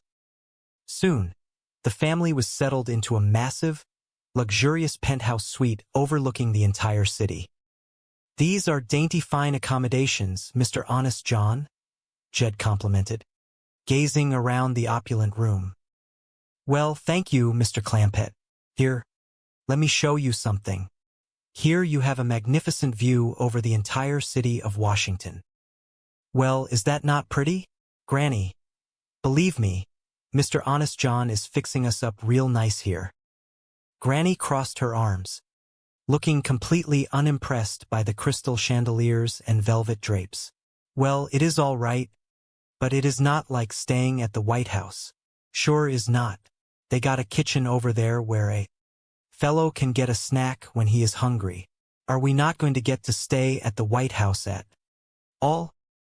Jed hushed her gently. Ellie Mae, do not pay no attention to her, Mr. Honest John. She is acting awful pushy. Not at all. As soon as I have straightened out the matter of security clearance, I am sure the president and his wife will issue you a formal invitation. Oh boy, well, you tell them that they are not taking in a family of freeloaders. We will pitch in and help with the housework and the chores. I will make that matter crystal clear to him, Shifty promised with a sickeningly sweet smile. We are glad of life to you, glad to do it. See you later, friends. Shifty practically sprinted back to his own hideout, where Flo was waiting. He burst through the door, waving the check wildly in the air. Shifty, baby, how did it go? Like $1 million, and here it is. $1 million. Beautiful. Flo's eyes widened in sheer avarice. I can have us packed in 5 minutes. Shifty stopped her. Wait a minute. Where are we going? Mexico, Venezuela, you name it. Flo, there are 94 more where this came from. Now, do not get greedy. Let us take our $1 million and play it safe. Baby, this is a chance of a lifetime. Think big. I am thinking big. We could get 20 years apiece. Max, I got those hillbillies in the palm of my hand. They are grapes waiting to be picked. How? Well, I got $1 million for smog. I will get $1 million for something else. How? I will think of something.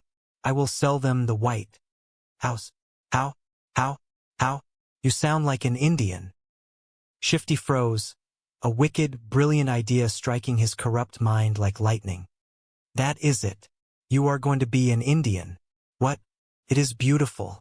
They will love it. You are the last of the Columbia Indian. He raced back to the Clampett Hotel suite to plant the seed of his most audacious scam yet.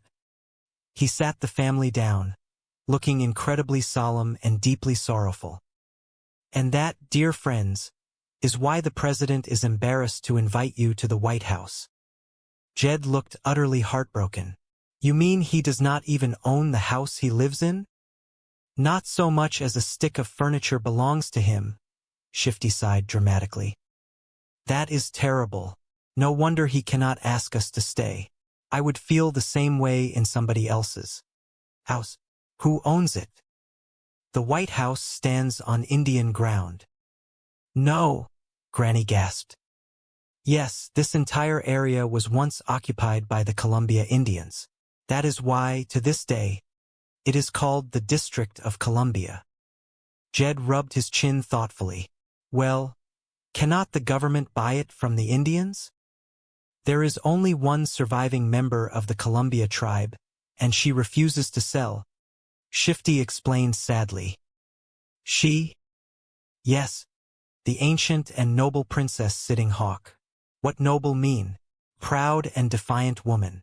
Not all the pale-faced pony soldiers can drive her from the land she feels is rightfully hers. Why will she not sell? Jed asked, feeling a deep kinship-style respect for anyone who loved their land that much.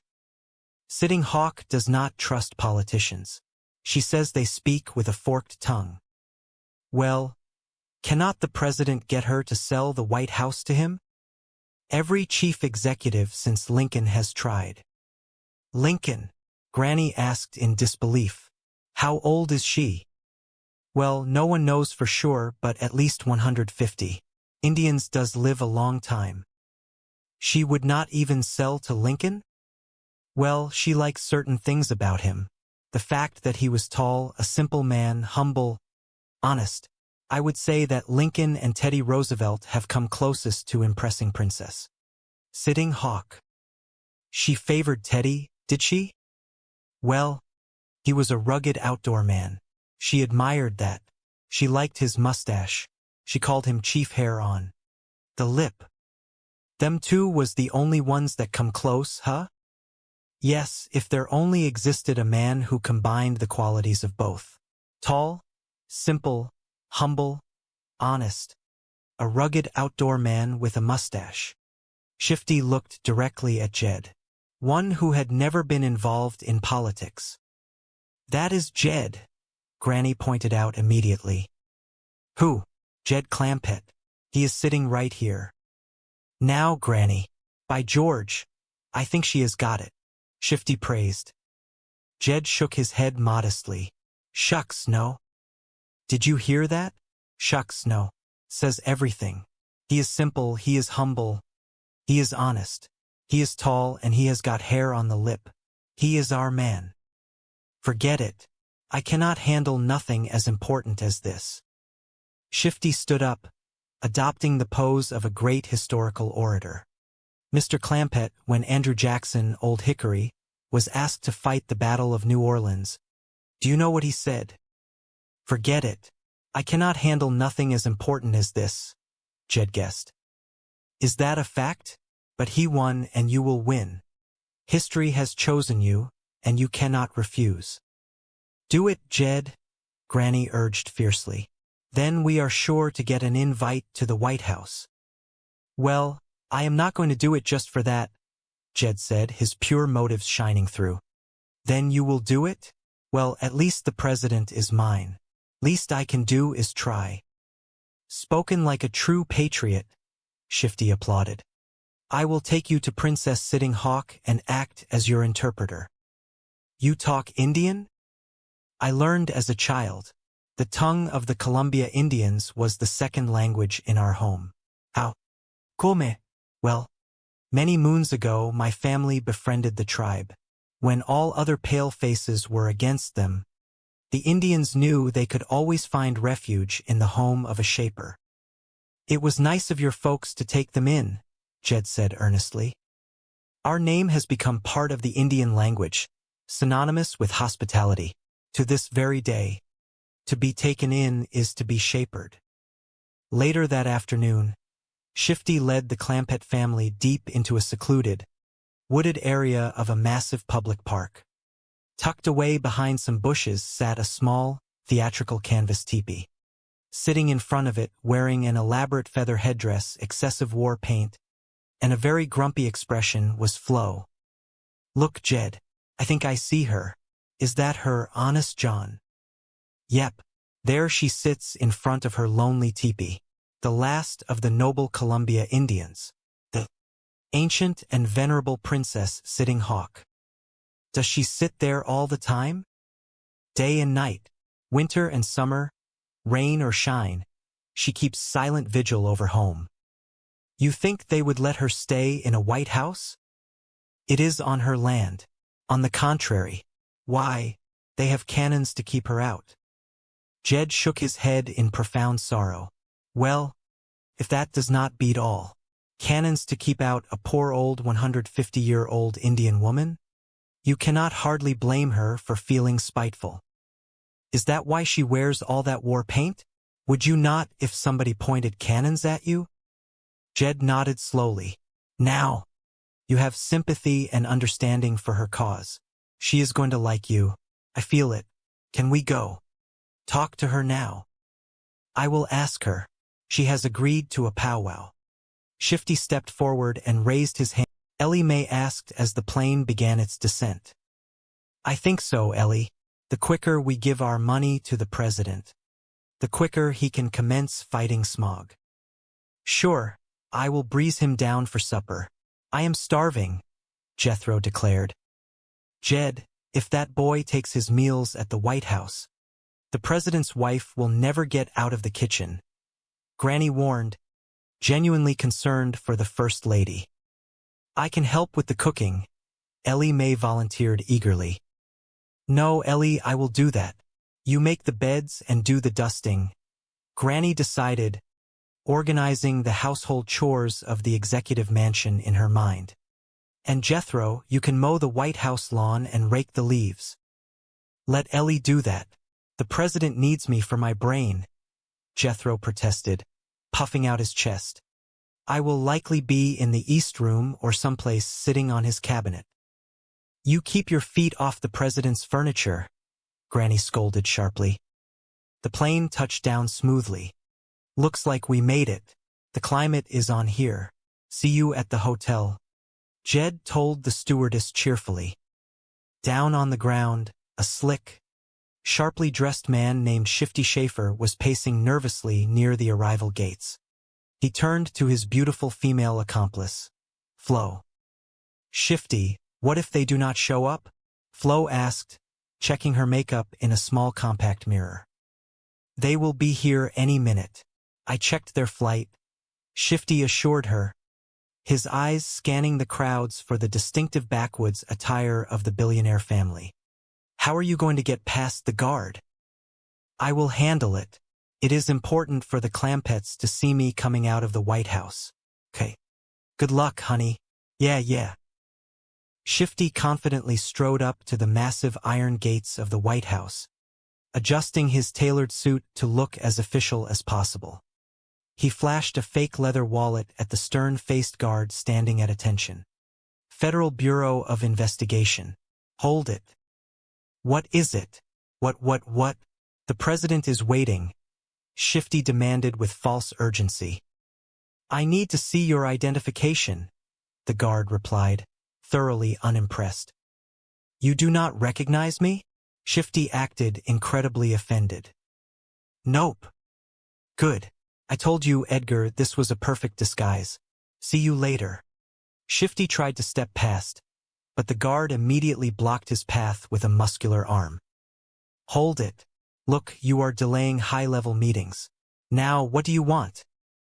I want to see your pass, the guard demanded flatly. My pass? Of course, my pass. But, how do you know? I must have left it on the president's desk. I will go get it. Hold it. Now what is it? I cannot let you in without a pass. Is that your final word? Shifty asked, his tone shifting entirely. He stood up straight, adopting the persona of a secret government inspector. It is. Excellent. You have passed the test with flying colors. Congratulations. Now, let me see. Now, you are guard number 16. Escape gets a 1 rating. The president will be pleased. Now, do not be surprised if there is a little something extra in your stocking at Christmas. The guard stared at him, bewildered but unmoving. Hold it. Now, look, you have proven your efficiency. My good man, do not press your luck. I may drop you to a B+. Just candy canes and bubble gum in. Your stocking. Beat it. Beat it? Cavil. One word from me and you will be guarding a government igloo in Iceland. I am going to count to 3. If you are not gone. Never mind. Shifty suddenly stopped his act and pointed down the avenue. I think my pigeons have just flown in from the west coast. A large, yellow taxicab pulled up to the curb, and the Clampett family spilled out, staring in absolute awe at the majestic white building before them. Granny, big house the president has got, Jed observed, his tone full of quiet respect. Nice big yard, too. Lots of room for critters. Reckon he has got a garden and chickens. Granny wondered aloud. Likely, I would bet. Jed paid the driver. Well, here is all our stuff. Here you are, Mr. Taxi Driver. Thank you. Now, tell me, what time is the next public tour of the White House? 3 o'clock, the driver replied, pulling away from the curb. Yeah, remember that. I am going to ask questions later. Tell the president I will be there. Shifty Schaefer immediately recognized his golden opportunity. He rushed forward, throwing his arms wide open. Mr. Clampett, Honest John. Jed smiled broadly, recognizing the man he believed to be a brilliant, honest financial advisor. Well, bless my soul if it is not the Clampetts. What brings you to Washington, of all places? Shifty lied flawlessly. We are here to see the president. We want to talk to him about the smog problem. We are going to help him get rid of the stuff. What a coincidence, Shifty gasped, clutching his heart in mock amazement. He just appointed me chairman of a very special committee for that exact purpose. I am ready to give him my money if I just knew how, Jed offered, trusting the man completely. Another coincidence. That just happens to be the function of my committee. Are you lying? I try to. Do my humble bit. Shall I make out the check to the president? As a matter of fact, the check should be made payable to my committee. Shifty instructed smoothly, his mind racing with dollar signs. What is that? Jed asked, pulling out his checkbook. Citizens Against Smog Horror. That is quite a lot to write. Just use the initials. Jed nodded slowly. Fine. Citizens. Against. Smog. Horror. Now, shall I make it for the whole $95 million? Shifty choked back a gasp of sheer greed, but his criminal instincts kept him cautious. No, no. That might be a bit hard to handle. What do you mean?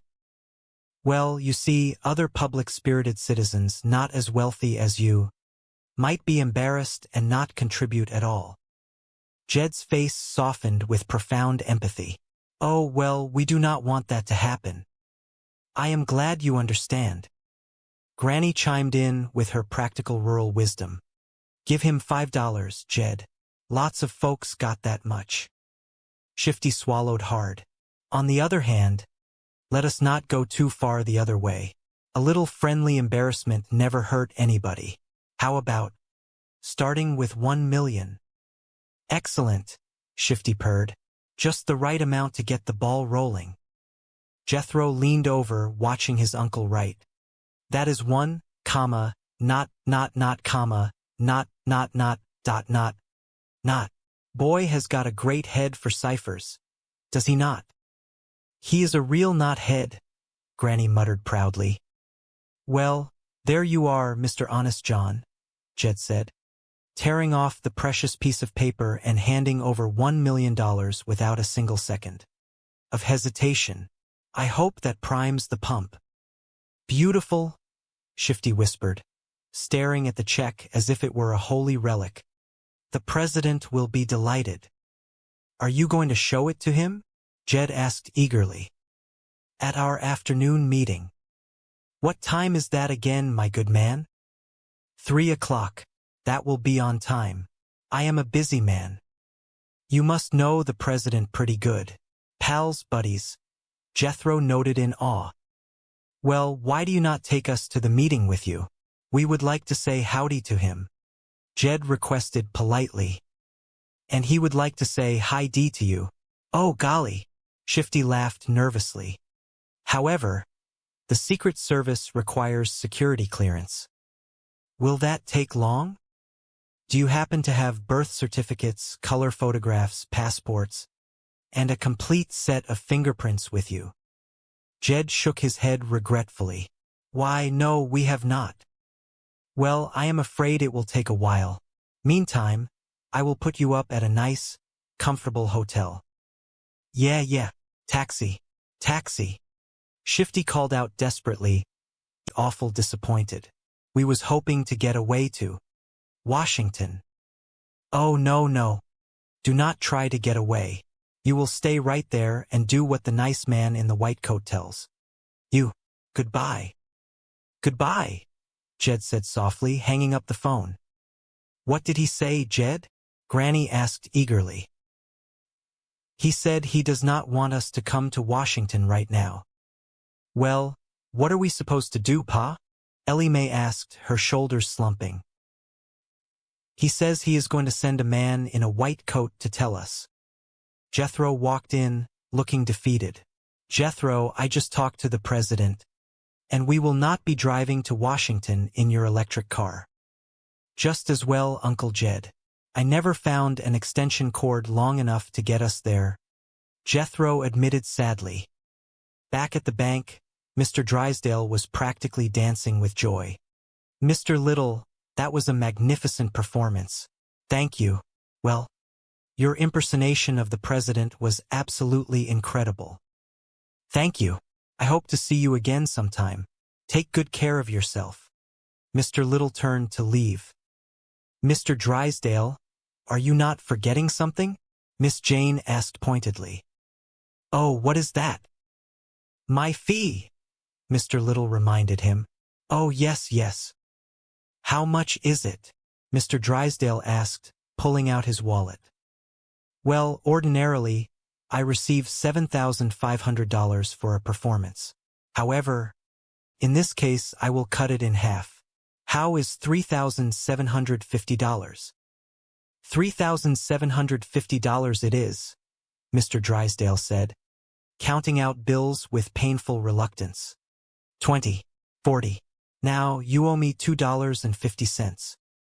No, that is $3,750, Mr. Little corrected. A 5 minutes' work? Mr. Drysdale complained bitterly. The president does not get that much, and he is the real thing. Excuse me, Chief, these foreclosures are ready. Miss Jane walked in and stopped, staring at the guest. Are you not Rich Little, the impressionist? Yes, I am, he smiled warmly.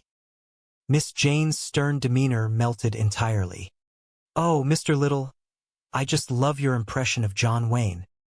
Mr. Little immediately adopted a slow cowboy drawl. Well, thank you very much, ma'am.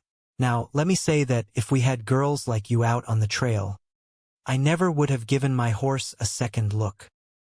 Miss Jane blushed deeply. Oh, that is marvelous. Thank you. Hey, and your Ed Sullivan is an absolute classic. Mr. Little hunched his shoulders and crossed his arms. Oh, Ed Sullivan? Wonderful. Would you do me a favor there, young sir? Would you come on our show next Sunday night and bring your stuffed giraffe? Yes, I would. Love to have you. What else are you going to have on the show? A World War I with the original cast, in living color with a surprise ending. Oh, is he not fabulous? Miss Jane clapped her hands in delight. He certainly is, Mr. Drysdale grumbled. It has been a real pleasure. Wait a minute. You are forgetting something again. Oh, yes, you will see. Miss Jane turned to her boss. What are you charging her for Wayne and Sullivan? Oh, nothing. I will accept the same arrangement. Watch this. Mr. Little waved cheerfully and exited. Back at the mansion, the Clampetts were sitting on the front porch when a delivery man approached. He was dressed entirely in a stark white uniform. Do not leave any milk for a spell, Granny called out to him. We are going to Washington. Yeah? Well, you are going to Washington. The milkman replied casually. handing over a small note meant for the dairy company. Jed looked at the white-coated man, his eyes widening in sudden realization. We are? That is what the message says. Have a good trip. The man turned and walked away. Hey, Uncle Jed, we are going to Washington. We just got the message, Jethro shouted with glee. What did you say, boy? Jed asked, standing up. We are going to Washington. The fellow in the white coat just brought the message from the president. Granny squinted into the distance. Well, where is he? Yonder he goes. Is that not the milkman? Being a milkman is what you call a cover, Jethro explained with deep authority. Cover? Jed asked. He is really a secret agent for the government, is he not? Yeah.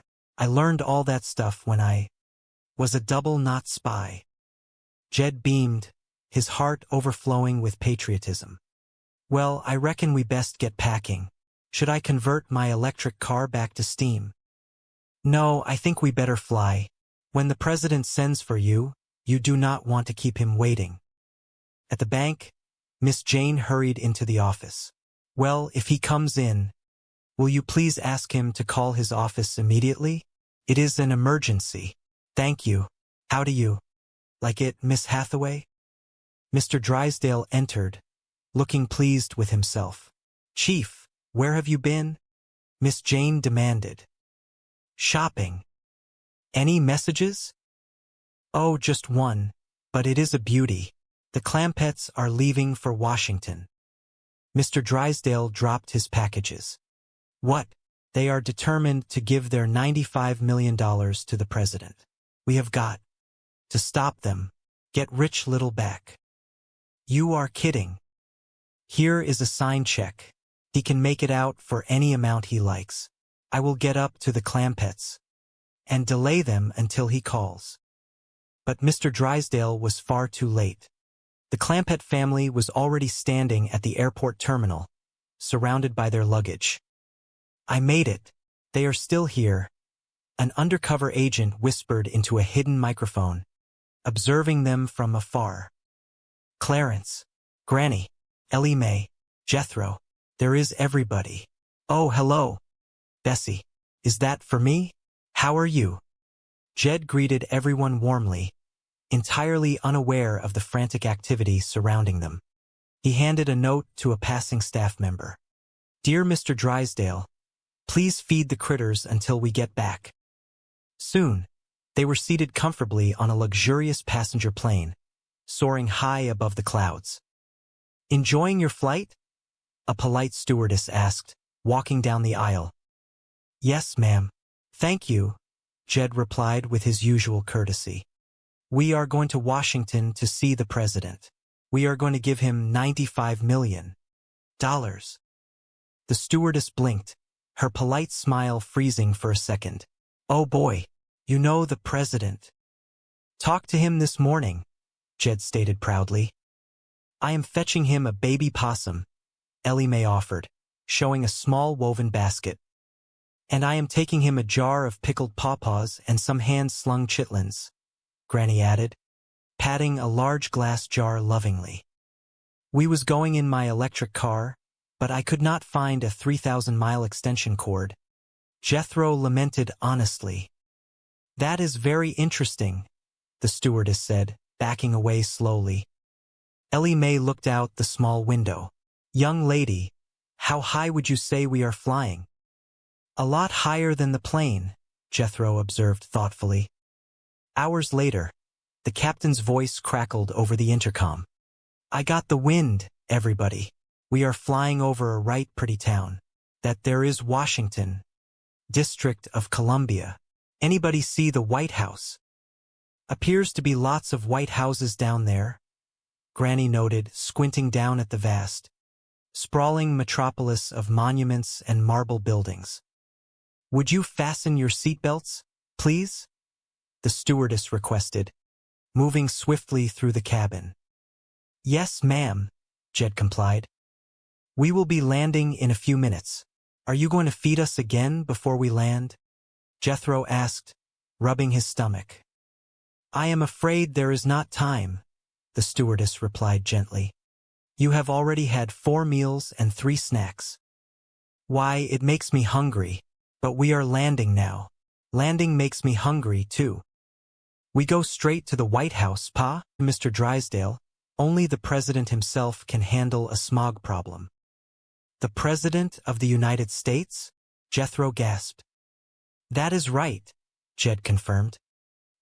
He is the only one that can bring together the brains and the money. Jethro stood up tall. Well, here stands the whole kit and caboodle. I will hop on my steam car, drive to Washington, pull up in front of the White House and give him the brains and the money, all in one package. Jed shook his head gently. Hold on.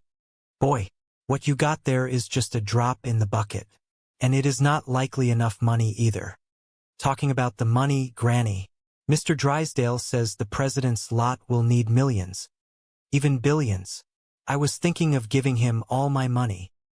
Granny nodded approvingly. Okay, I will stop by the bank and get the rest of it. Well, Pa, if Jethro goes to Washington, I want to go too. Ellie Mae chimed in. And they are not going without me. I was just coming to that. Jed smiled warmly at his family. I think it would be a fine trip for the whole family. I'd best go leave a note for the milkman. Tell him we are going to Washington. Meanwhile, Mr. Drysdale was dictating a letter to Miss Jane in his office, his voice trembling with panic. And since you have failed to make your final payment promptly, we are forced to repossess your automobile. Sincerely, your friendly banker, Melvin Drysdale. Miss Jane looked up from her notepad. Chief, you are telling your own brother you are repossessing his car? Well, that is a little cold. Is it not? Postscript, Mr. Drysdale added ruthlessly. Regards to Betty and the babies. Suddenly, the door swung open. Yes, who is it? Mr. Drysdale snapped. Jed Clampett walked in, carrying the massive burlap sack. It is me, Mr. Drysdale. I fetched you back your sack of chicken feed. Mr. Drysdale's eyes lit up like stars. Oh, bless you. Bless you. Quite happy to get it, are you not? No chicken could be happier, Miss Jane mumbled from the desk. I studied on what you said about letting the president fight the smog, Jed explained. Wonderful, Mr. Drysdale purred, envisioning his vault remaining full.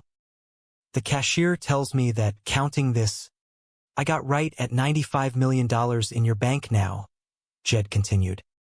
Wonderful, Mr. Drysdale repeated, practically vibrating with joy.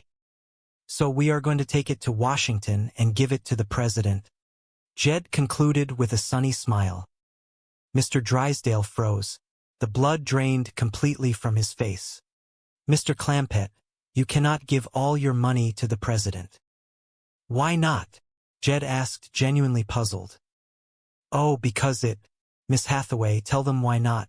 Why not? Not that way, explain it. He babbled in absolute terror. Miss Jane stood up, her posture rigid with professionalism. Mr. Clampett, it is your money. You may do with it as you wish. Who asked you to butt in? Mr. Drysdale shrieked at her. You did, she reminded him calmly. Well, but out. Now, Mr. Clampett, this will take time. Government red tape, internal revenue, Secret Service, White House clearance. Now, I will work it out and call you. Well, I would appreciate it if you would hurry, Jed said. Because we would like to get started. Right away, right away.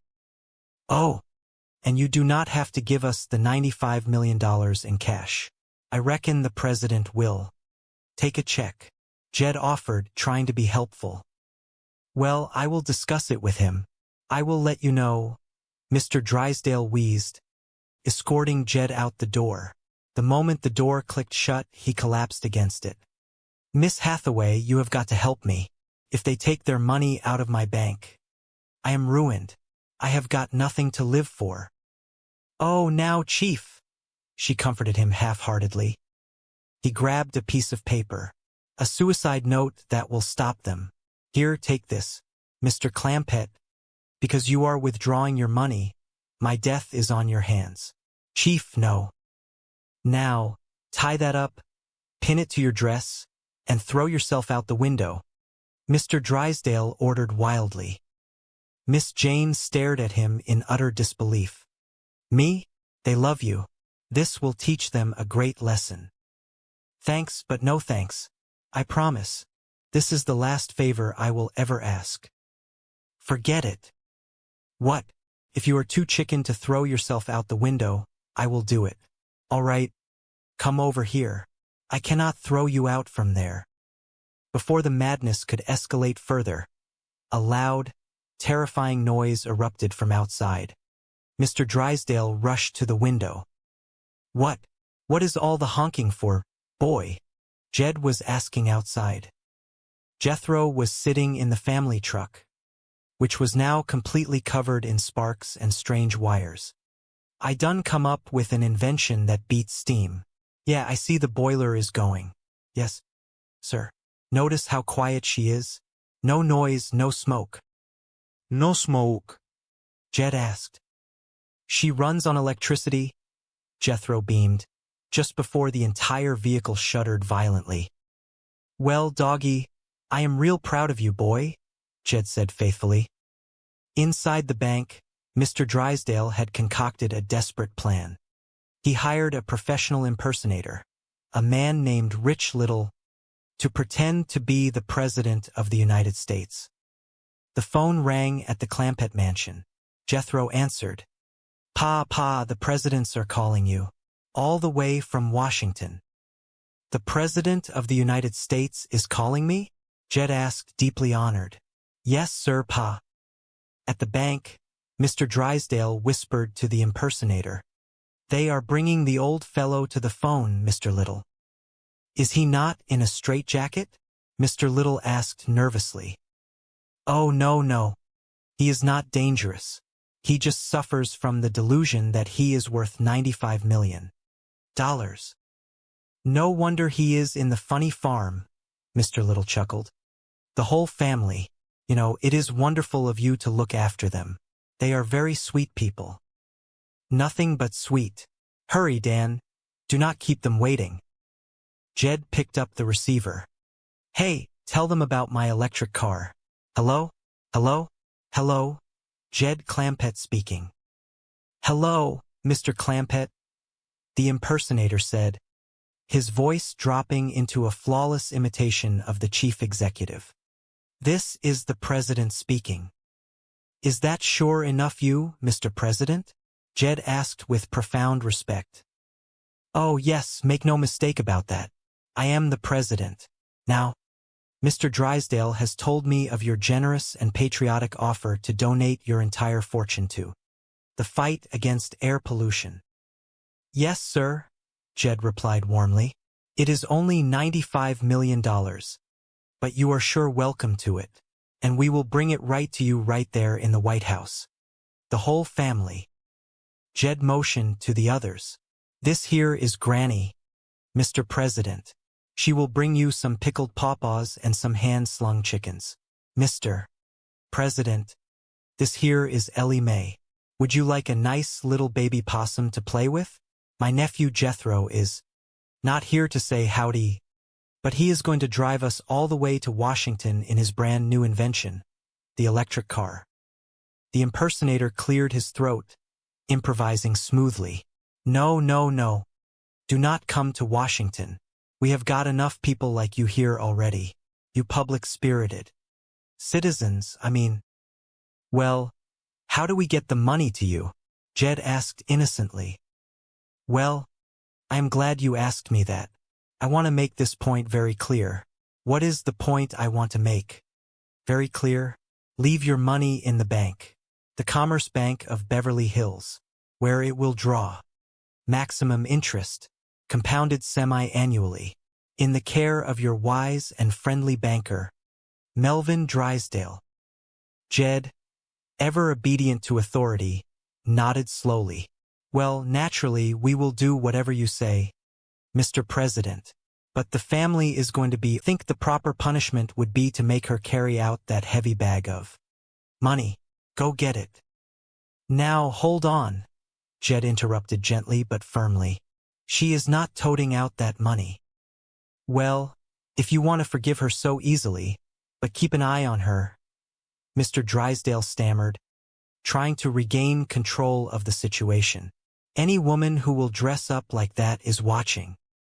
Just then, Jethro ambled into the room, spotting the banker.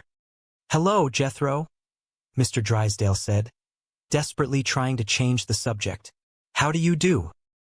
Howdy, Mr. Drysdale, Jethro replied cheerfully.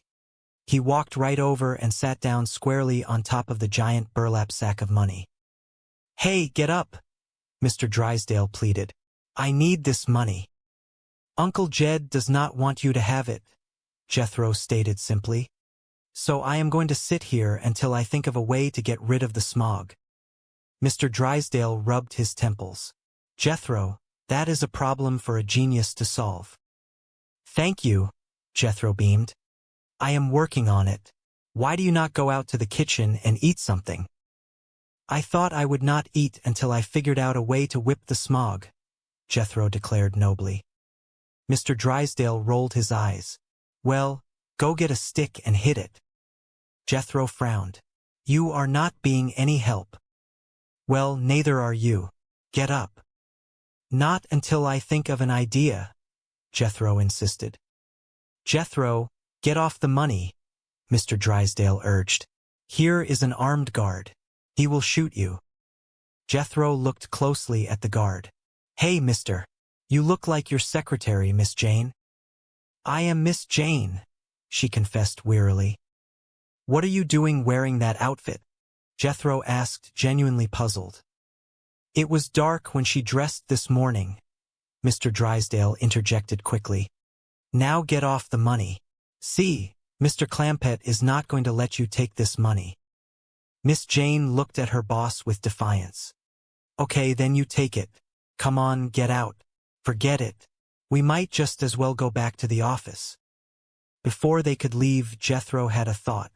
Hey, Miss Jane, before you go, just sit down and help me think of an idea on how to get rid of the smog. Miss Jane looked kindly at the earnest young man. Jethro, dear boy, the finest minds in the country are working on that problem. Yeah, but I am not getting anywhere, Jethro sighed. Mr. Drysdale snapped. Do not sit there wasting time with that idiot. Jed stepped forward, his protective nature flaring up. Now hold on. Just because she is dressed funny does not make her an idiot.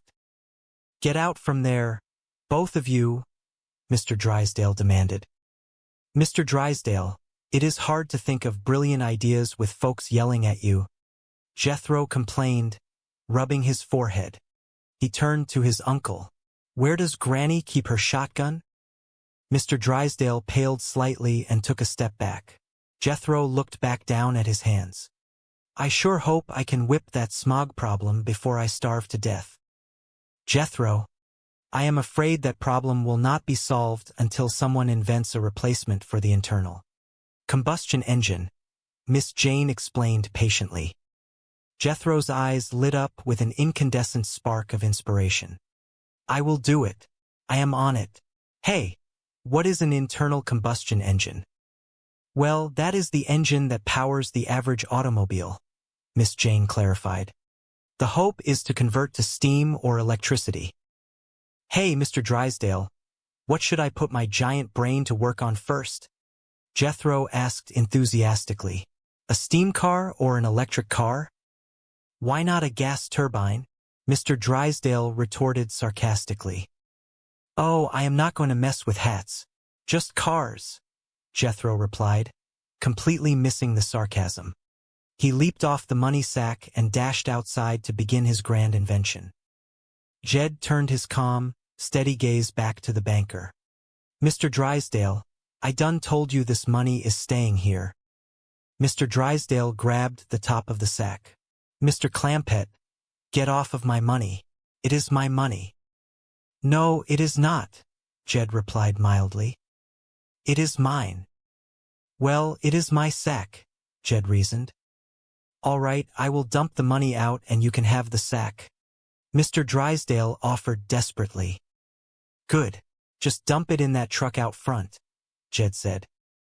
It is staying here, Mr. Drysdale insisted. But it is not safe here, Jed pointed out reasonably. Why, until you showed up, we had no trouble.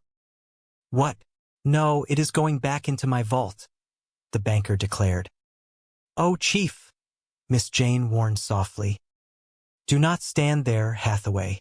Use your gun, Mr. Drysdale ordered, losing the last of his composure.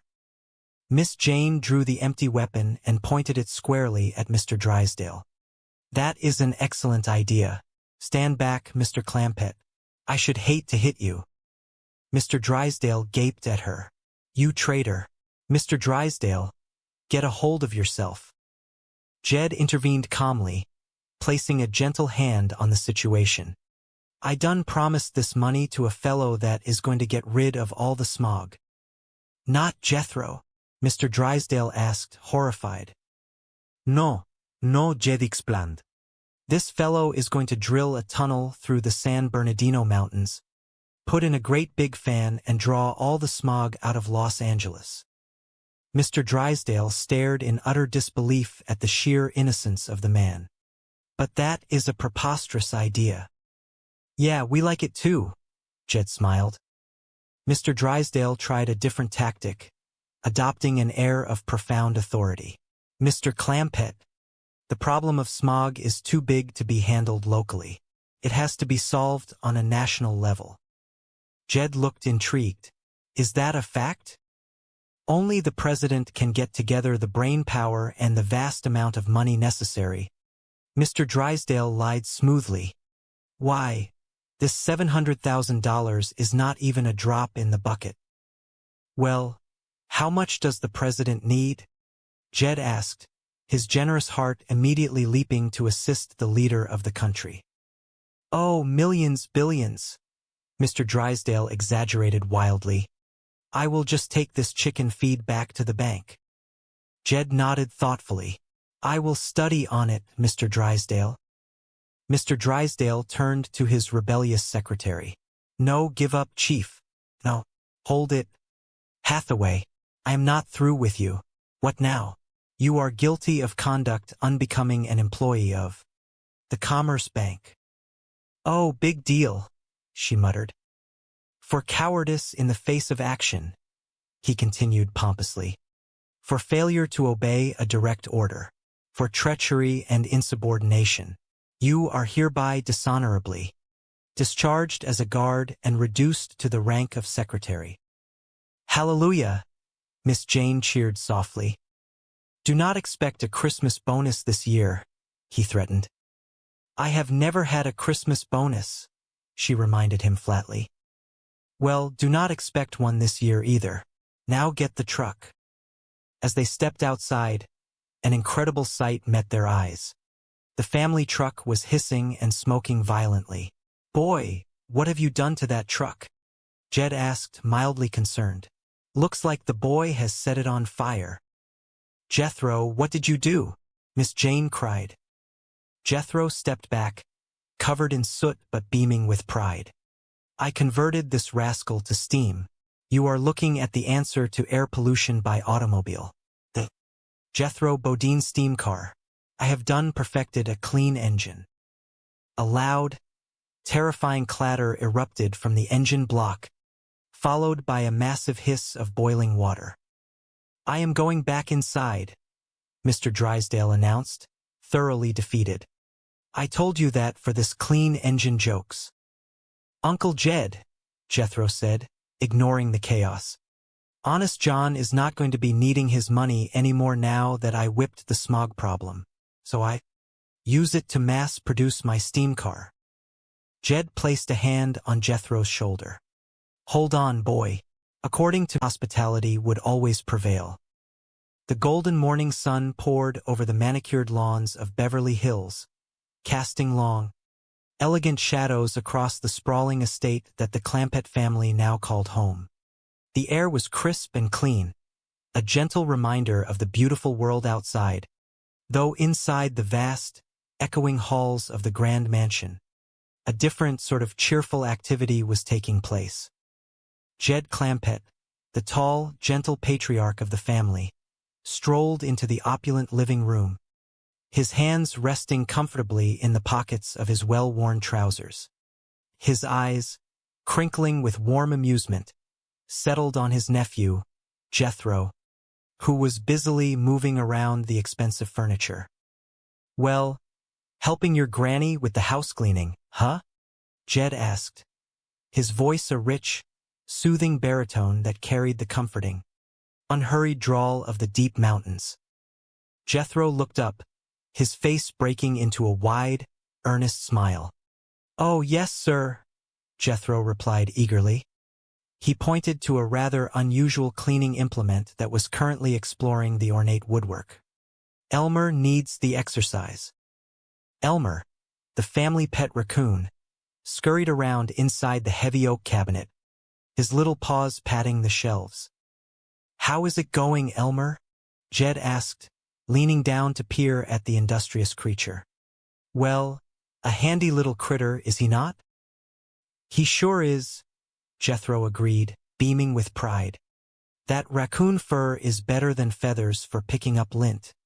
Uncle Jed seems right proud to be happy, too. Elmer is a dandy little duster." Jed chuckled softly, appreciating the simple harmony of his family and their animal friends. "Well, let us take our dusters outside and shake them." "Yes, okay," Jethro said. "And then you can take yours upstairs and hand them to the dresser drawers in the closet," Jed instructed, always eager to keep the household running smoothly. As they worked, a thought crossed Jethro's mind, furrowing his brow with youthful contemplation. "Uncle Jed, old Honest John has never come back to pick up his $700,000. He is that way. Can I have it as an advance against my allowance? 50 cents a week." Jed smiled kindly but shook his head. "That will take a while to pay back, Jethro." "I am young," Jethro countered, puffing out his chest. "You are not that young," Jed reasoned gently. "Besides, Honest John needs that money to help fight smog. You know, I would like to throw my brain into the fight against smog. It is a dandy cause." Jethro nodded vigorously. "They say what it will take to whip it is brains and money." "Well, if it fixed us, we got it made, do we not?" Jed mused, thinking of their vast fortune. "I reckon we got a leg up on us. Elmer and me will get busy upstairs." Just then, Ellie Mae walked into the room, her bright, innocent eyes reflecting the morning light. "Fine, Ellie," Jed greeted her warmly. "Oh, Jed, that reminds me," Granny called out, marching into the room with her usual fiery energy. The small, fiercely independent matriarch wiped her hands on her apron. "Mr. Drysdale called and said he was coming by to pick up this money." Jed looked thoughtful. "How come?" "Well, he said folks had an order to keep $700,000 in cash around the house." Granny explained, crossing her arms. "He has got the hives from worrying about it." "I am sorry about the hives," Jed said sincerely, for he never wished ill on anyone, even a nervous banker. "But I promised his money to Honest John to fight smog." Jethro chimed in, his voice full of determination. "I am thinking about jumping into the fight against smog, too, Granny." Granny looked at Jed. "Well, Mr. Drysdale said that this money belongs back in the vault at his bank, and he is coming by to pick it up." "I do not think I can let him have it," Jed decided firmly. "A promise is a promise." "I am going to fight smog, Granny," Jethro repeated, eager for approval. "Well, I told Mr. Drysdale that you might not let him have it," Granny continued, addressing Jed, "but he says he is coming by to pick it up anyway." "So that is betwixt you and him," Jed concluded peacefully. Jethro stood tall. "Granny, I am going to fight smog." Granny looked at the strapping boy with a mixture of affection and skepticism. How? Well, I do not know, but Uncle Jed says it takes brains and money. Jethro grinned proudly. Betwixt us, we are all set. You got money, have you? Granny teased lightly. No, I am supplying the brains, Jethro declared, tapping the side of his head. Sitting up here betwixt these sideburns is a real brute. Granny laughed, a sharp, familiar sound that echoed through the hall. The only brute you have sits here at the end of your gutter. I think we ought to encourage your boy Jed. He does not know smog from applesauce. I do so, Jethro protested defensively. I listen to the reports all the time. Why, today, we are having light eye irritation. But that does not worry me because I got dark eyes, Jethro reasoned flawlessly in his own mind. Jed smiled at the boy's endless optimism. That is a great partner you got there, Jed. Meanwhile, across town at the grand offices of the Commerce Bank, a very different scene was unfolding. The president of the bank, Melvin Drysdale, was pacing the floor in a state of high anxiety. His loyal secretary, Miss Jane Hathaway, stood before him, looking utterly miserable. All right, guard, Mr. Drysdale ordered, his voice tight with desperation. Go in there and get that money, and do not take no for an answer. Miss Jane sighed heavily, pulling at the stiff, uncomfortable fabric of the security uniform she was wearing.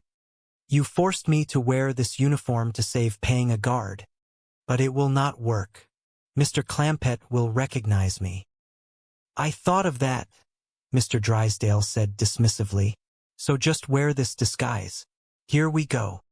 He handed her a pair of dark glasses and a fake mustache. Miss Jane looked at the items with utter disdain. Looks great. Now get the money.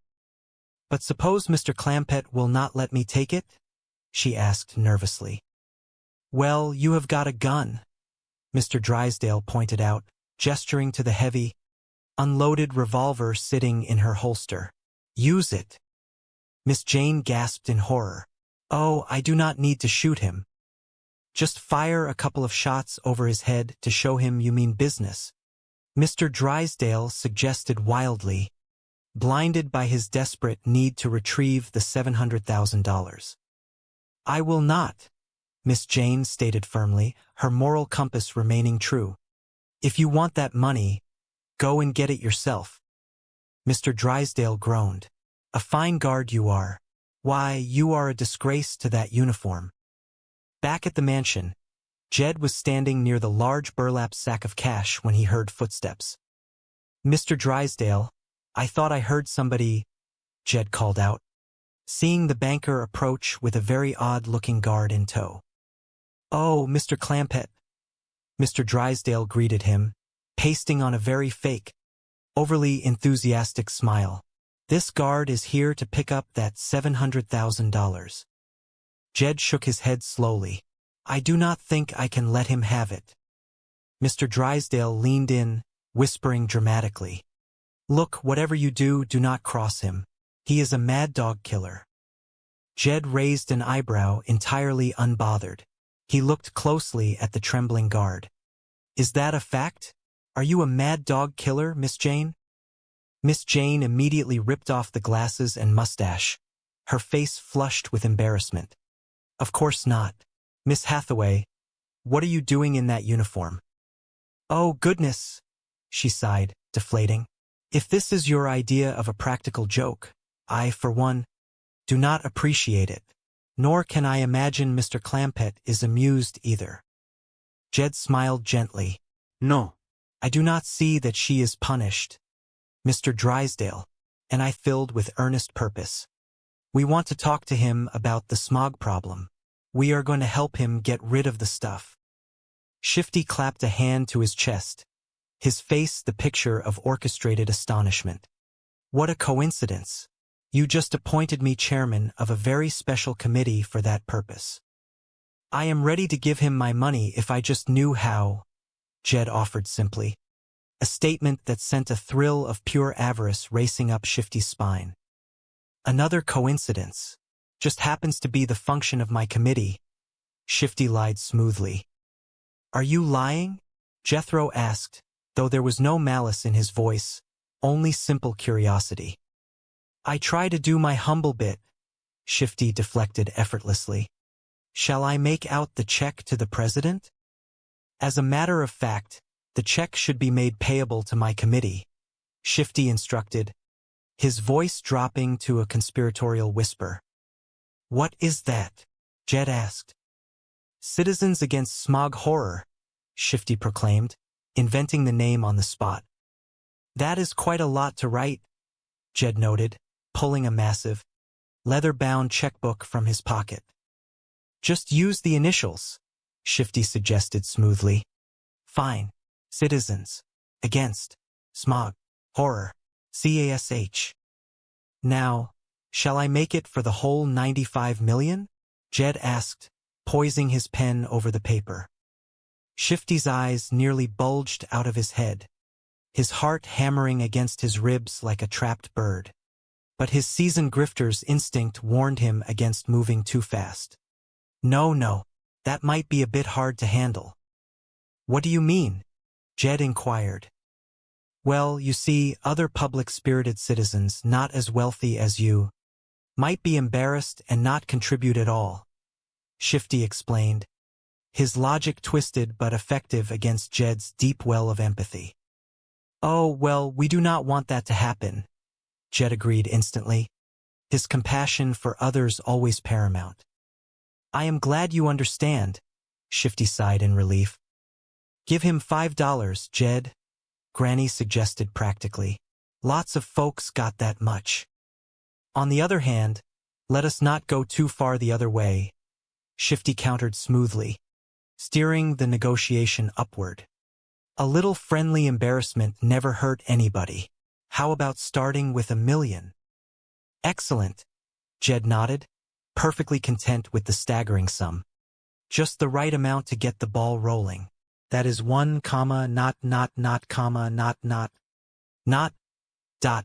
not, not.